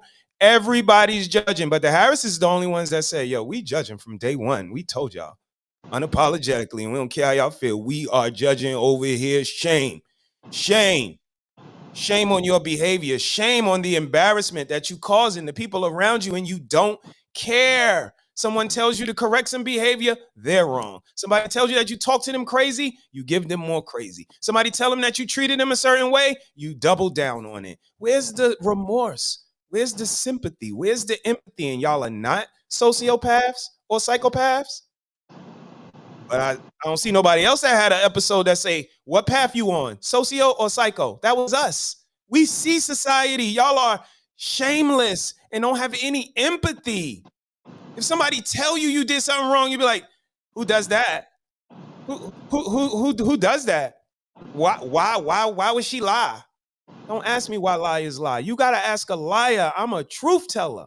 We try to tell the truth over here. We don't know why liars lie. Then we learned later that we all lie, whether it's for our advantage, whether it's to shield another's feelings, whether it's to help a situation, but we're all subject to it. We just try to be a little more conscious and aware of what we're doing. So, again, guys, sorry I'm so long-winded today, but this topic today was something that was passionate for me, and I had a couple of things that I wanted to come up and say. You guys have made it very well-rounded with the angles that you've come from, and I could be completely wrong up here. I can go tonight, hit the end button, and this completely sits on my spirit the wrong way, and I gotta get right with that. If I may say, not that you need my words or Brother Lost's words, I find no wrong in what you said. I find no lies in it. I find no caps. In fact, if I may say, sometimes these things, a lot of times, these things need to be said. When people come to see me in therapy, I say, well, just so you know, if you say that this just told me my client, I've had her about 9 sessions, and then she brought her husband in. And when I sided with her husband, she said, you just gaslit me. And I said, I did. If that's your version of hearing the truth, then I gaslit you. Now, did you find anything wrong with what I said other than it being gaslit? Huh? No? Oh. So sometimes the terms, they sound nice. You triggered me, you gaslit me, you yelled. I did yell. I did. What? How loud did I get? I can get louder. Where? You seem to hear me when I get that loud. Why is it that you hear what you want to hear at this decimal, but then you seem to really catch it when I get to this decimal? But instead of holding yourself accountable, you focus on the decimal. Huh. It's a head scratcher for me. So, brother man, please, both of you, and all the content providers that offer what you offer, how you offer it. There's quite a few names, so you know who you are. My apologies. I'm gonna get my list back up so I can start naming people. Salute to all of the content creators. Y'all know who y'all are. Yes, Right. yes. So please keep doing what you're doing, because if you don't, we are declining more than I can tell you. I wish there was no such thing as. Well, I'm glad this confidentiality. I wish I could just show you my increased list of clients who are coming to see me, and I'm thinking, you've got to be fucking kidding me. I don't curse too much. I get in my little rants. But happiness is the word of the decade. There's no happiness clause. Look at your mortgage, that entire 30-page lease. You won't find a single word that says you'll have a happy home. Look at your car purchase or lease. Nowhere in there will it say you'll have a happy. Look at your job description. Nowhere will it say you'll be happy. Look at your. There's not a single thing that says you'll be happy. Even the happy medicine doesn't even say you'll be happy. It says you'll be more relaxed. Facts. But happiness is the deal. Happiness. And since there's zillion content providers out there, and the message just goes across in 30 seconds. Decades ago, it took Japan days, weeks to hear the same message. Now we get it within seconds. So since we have these devices and zoom, happiness. I'm Muslim, but I will no longer follow that way. I'm going to do what I want to do. Huh? Well, because I'm not happy. Oh. So sometimes it takes a little shock to the system. It takes a little matching the stimuli for people to wake what they call the fuck up. So please continue to do what you do. You know what, Doc? We call that resonant frequency. Yes. We call that resonant frequency. That's when you can hear my message when I match your frequency. Right. Yes. So there you go. That's the good. Yes, that's the good version. Here's my thing, man. Doc, I don't think people allow people enough latitude to be themselves. If you noticed on my page, I'm at different places, different stages, different venues, and I act differently for different reasons. because I want people to understand it's okay to be different here than you are here, based upon the venue that you're in. But at the same time, we should also look at the brilliance that we are as a people to be adaptable. You see what I'm saying? We shouldn't condemn people for wanting to be adaptable. And what happens is we put this unnecessary pressure on each other to stay the same all the time.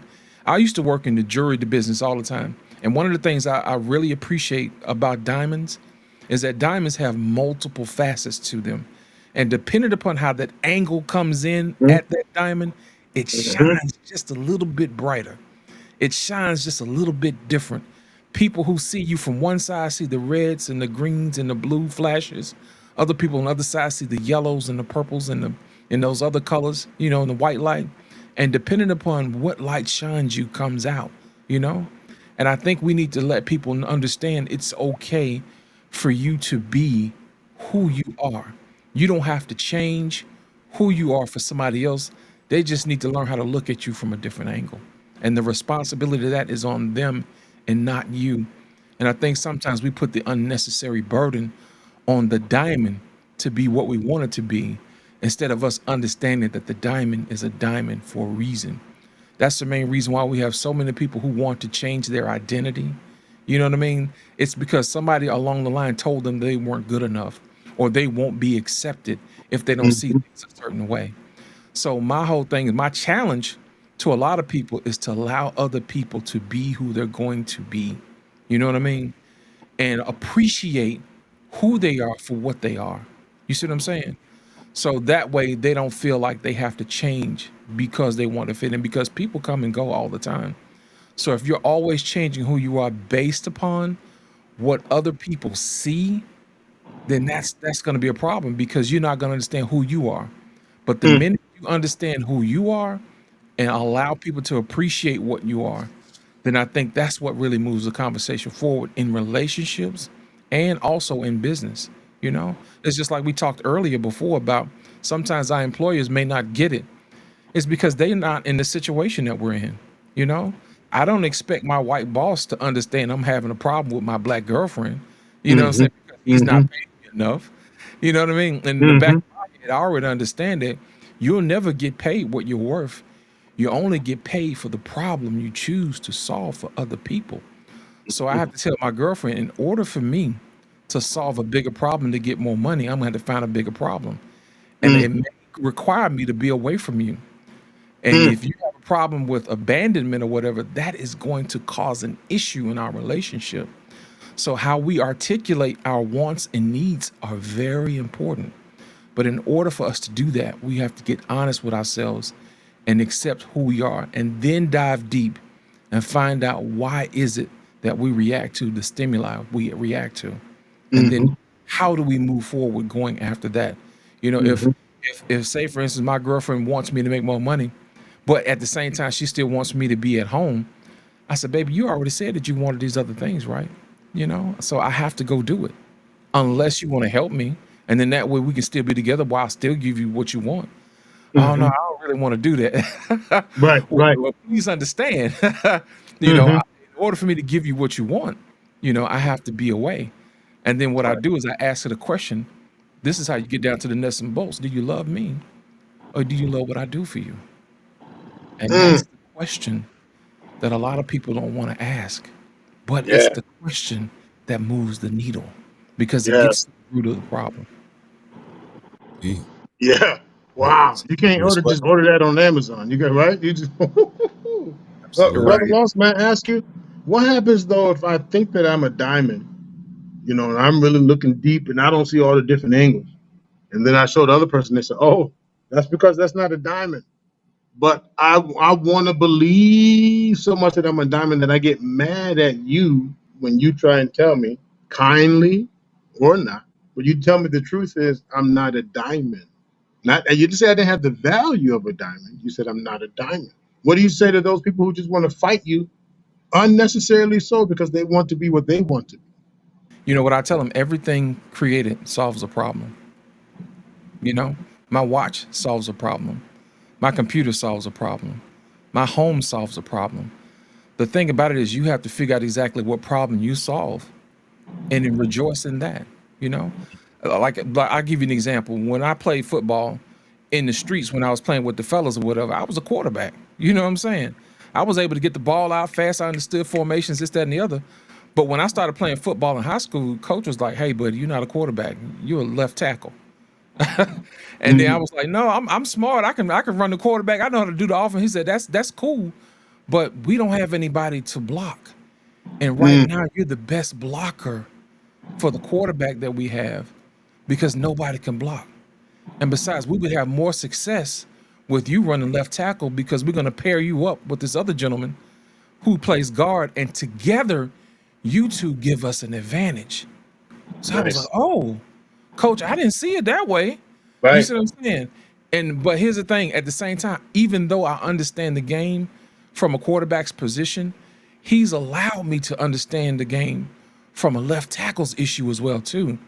So that allows me to understand what the quarterback needs and also to put the team's needs ahead of my own ego for the betterment of the team. So when somebody tells me that they're a diamond and they're not mad at me for a diamond, I have to ask them a question. What problem do you solve? And then you can be magnificent in solving that problem. Man, you just gave me so much insight. And I wish my coach would have told me that way when he said, there are a lot of people who need more water. And I served that water. And my uniform was always clean. God, that helped me understand. Hydration is important, man. Yes. It really is, because we used to cramp up a lot, man. Listen, we had this trainer, man, called Stank. And Stank to us was probably the most important person on the team because Stank gave us water and Gatorade. Yes. You know what I'm saying? And we always held Stank in high regards, even though he didn't play. We still gave Stank a jersey. Stank was still a part of the team. When we won, Stank won. You know what I'm saying? Right But on at the bus with us, the tournaments. Yes. Stank was important because he fulfilled an important role. Every role we had high-five Stank every time we got, "Hey, man, we appreciate you, man." You know what I'm saying? Even though he was the smallest little something on the field, but to us, he was a part of our success because he allowed us to do what we needed to do best. Love it. Love it. Thank you, sir. No, thank you.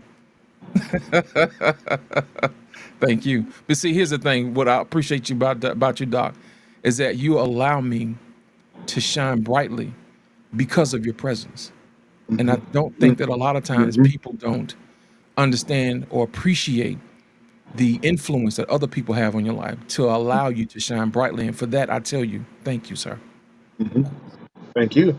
That's the beauty. I thank you, period. New sentence. Likewise, and I think that's the beauty in our connection. Wisdom, not really trying to outdo each other, both of us serving the same purpose in our own way, and still even like, oh, damn, good stuff. I can have more degrees than a thermometer and still be dumb as a box of rocks, right? So it's like, ooh, I still know how to pour my wisdom, know when to zip it, know when to listen, know to serve my role. That's the beauty in this that we have. So thank you. Thank y'all both. Thank y'all both for being the gentlemen that y'all are. I don't see anybody coming up to sing a song, but I do have one in the machine. Let me see if I could get my 10 cent in there. See if it's yeah, there y'all go. Show your age, man. Show your age. Hey, man, I ain't need no words. You know what? I needed the words because my thing is just spinning on my side. What do you say, cricket wireless? Cricket. So, man, I love the yes. But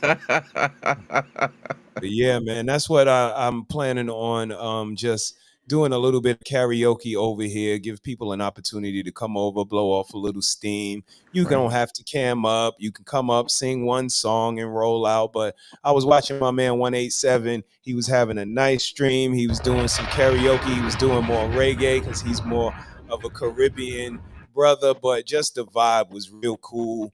And just real cool people doing real cool things. And again, we got to learn how to cheat off somebody else's test every once in a while. Take those give them kudos and compliments for it and move along and try to, just bring something refreshing or a little break from the monotony, because it can be repetitive. We can get back and forth with the same talk, but it's on us as content creators, like you guys are saying, to find this gray area in this content creation and give the people other things to do. That's why we wanted to do the verses. That's why we tried to do the videos and just giving interactive ways that the chat can still stay with us and we can have some fun and, again, just break the monotony. So just a couple of things we got going on over here. We're going to be doing spades. So you guys just tap in and check to see what we're doing and come over and have some fun with us, just like you come over and you have great conversations with us. Absolutely. What do you guys think? What do you guys think? Lost in translation, let's get you, and then we get Doc, and then we get everybody out of here with our final considerations. Appreciate it. Man, I want to say thank you, Mr. HeSaiD, for providing a platform for level-headed conversations, man. It's much needed, and it's a refreshing break. You know what I'm saying? I appreciate Doc for coming up. Doc, I miss you, man.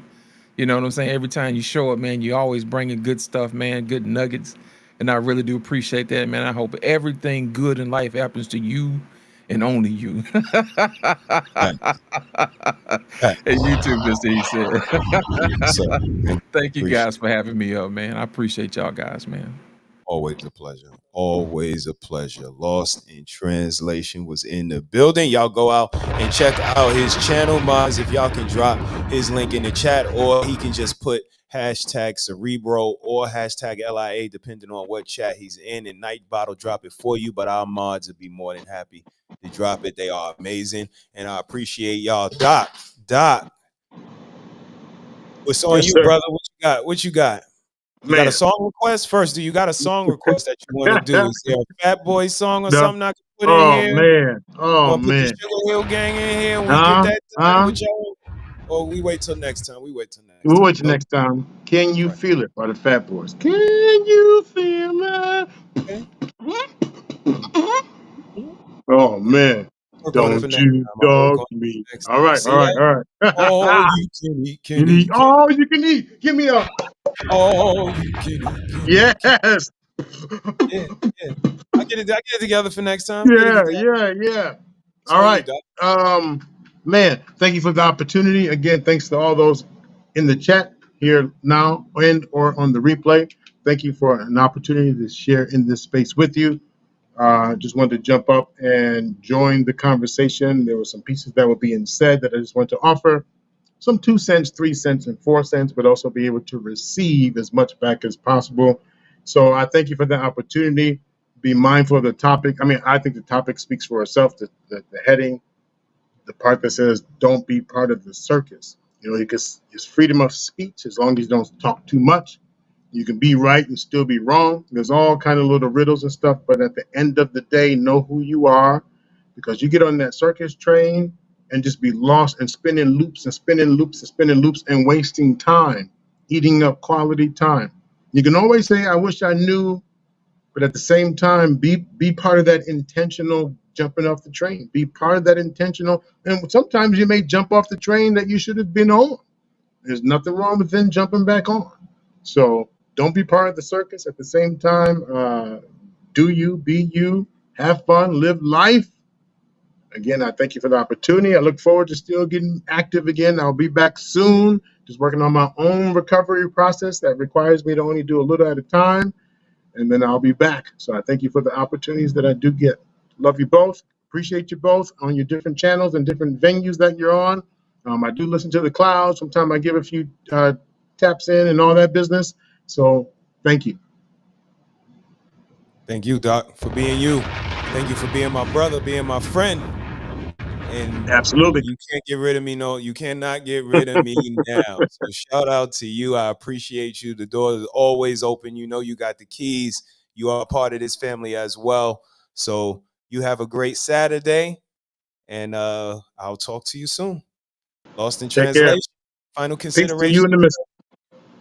Thank you for coming over. Final considerations. Anything you want to say to the people before I address them? No, I'm good, man. I appreciate the show, man. Thank you. Well, I appreciate you, man. I appreciate you.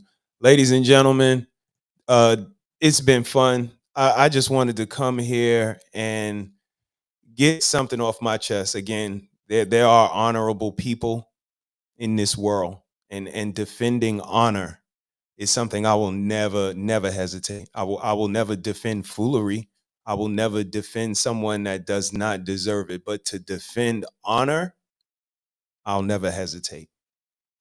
And when it comes to Red Lipstick Vibes, when it comes to Mrs. SheSaiD, when it comes to Take Heed to the Message, when it comes to Mona D, when it comes to Almond Eyes, when it comes to these certain ladies that we might not agree on everything all of the time, but these ladies have accepted me.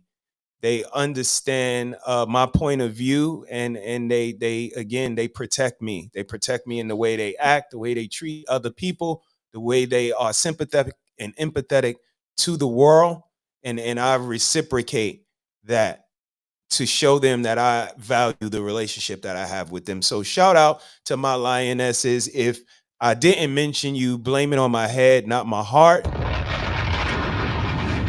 because I appreciate each and every last one of y'all. Have fun, y'all, but don't be a part of the circus. And you probably will not see me in this capacity in the future. But again, something that I had to address, especially when it comes from a gentleman that, I had some respect for and still have a considerable amount. But at the same time, I'm watching. And that's my message to everybody. Since the first day I came in, we watching because you ask us to watch. But at the same time, I'm watching. I see what's going on. So when you try to say you don't know me and you making up a story, no, I'm not. I've known you, watched you, interacted with you for going on 2 years now, maybe even 2.5. So some of these, opinions, some of these observations of our characters, our demeanors, our legacies, what we're leaving behind as an electronic, testament is very unique. So I'm going to continue to wave the flag that I wave over here. I'm going to continue to be good to the people that are good to me. I appreciate everybody that was here today. You could have been anywhere in the world, but you was chilling out with one half. He said, she said. I am Mr. He Said. You can catch Mrs. here tomorrow for Shame Sunday. I seen her working on the computer. She was working. Shame. Shame.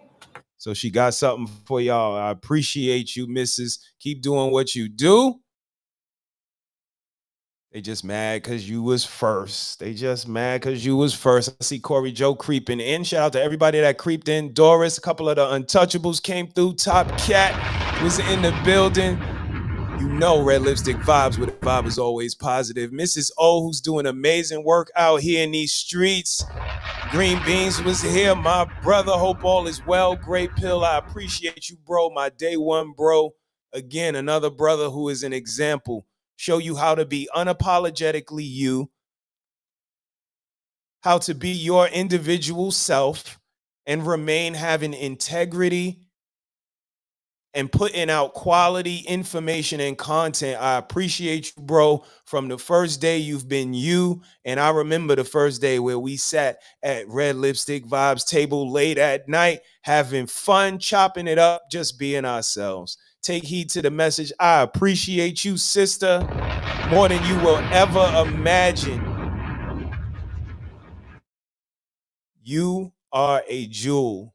Continue to be you.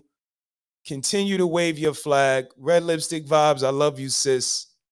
Continue to be you. Mrs. SheSaiD, continue to be you. All of y'all lionesses, continue to be you.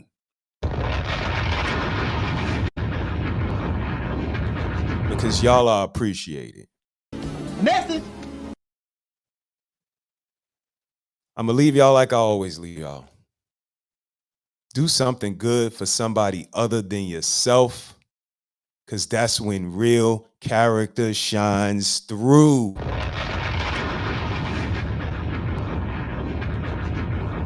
I appreciate y'all. I will see y'all this Tuesday for Conscious Parenting with the Harrises. If you don't check us out regularly, check us out. We might have something that floats your boat. We have Conscious Parenting Tuesday every Tuesday where we give you some information. Last week, it was kids say the darndest things because they do. Quit the violence. My mom, know your mom. Just quit the violence. Like, we don't want to get into this, and especially when we live close to your block. That's not real good. And also, I feel like y'all need to stop all this violence talking about each other's dead relatives. Because I know in some part of your heart, you feel messed up. Just how I said I wasn't on no side. Like, when I heard them talk about how baby got on the floor and he was crawling, screaming, please don't shoot me, it was sad because you laughed at it like it was a joke. Death is not a joke. Death is something you don't want to play with. Because when you die, you're gone. What would you guys want to say to Young and Ace if you could say something to him? Quit the violence. My mom, know your mom. Just quit the violence. Like, we don't want to get into this, and especially when we live close to your block. That's not real good. And also, I feel like y'all need to stop all this violence talking about each other's dead relatives. Because I know in some part of your heart, you feel... Damn. The mouth for kids, man. Check out the last episode. It was all right. Kids say the darndest things. Check out Mrs. SheSaiD, Shame Sunday, Cerebro Saturday with me. Lo-fi vibes as well. Catch out Coffee and Cappuccino where we pop up and we may get a little bit of petty. Sis is usually with us and we ride out together because we a team. But we try to run a hospital over here depending on what you going through, depending on what you need. It may be triage all the way to emergency. But it's something for you. You could say it's not, but you just gotta look. Just gotta look. Just gotta look. Something here. So take a look. Check out that episode. See if it's something that you like. I appreciate all of y'all. Until the next time, y'all know how we get down, man. Karaoke night tonight. See what Mrs. Harris gonna do with it.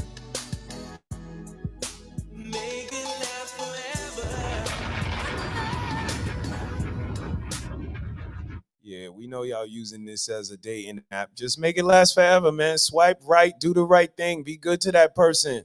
You chose them, so be good to them, yo. It's the least you could do. Y'all together now, goddammit. Make it last forever. Till next time, Magneto was right. I hope y'all going to see Deadpool and Wolverine this weekend because I'm going twice. I'm going with the baby and I'm going with the missus.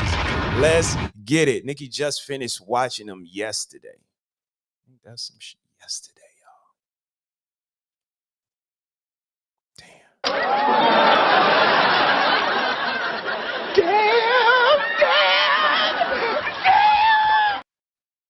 But we got her up to speed. She has watched Deadpool 1 and 2. She is going to be ready to go when we sit down for number 3. But I'm going with the baby first because we are all Marvel together from day one. So mommy got to wait.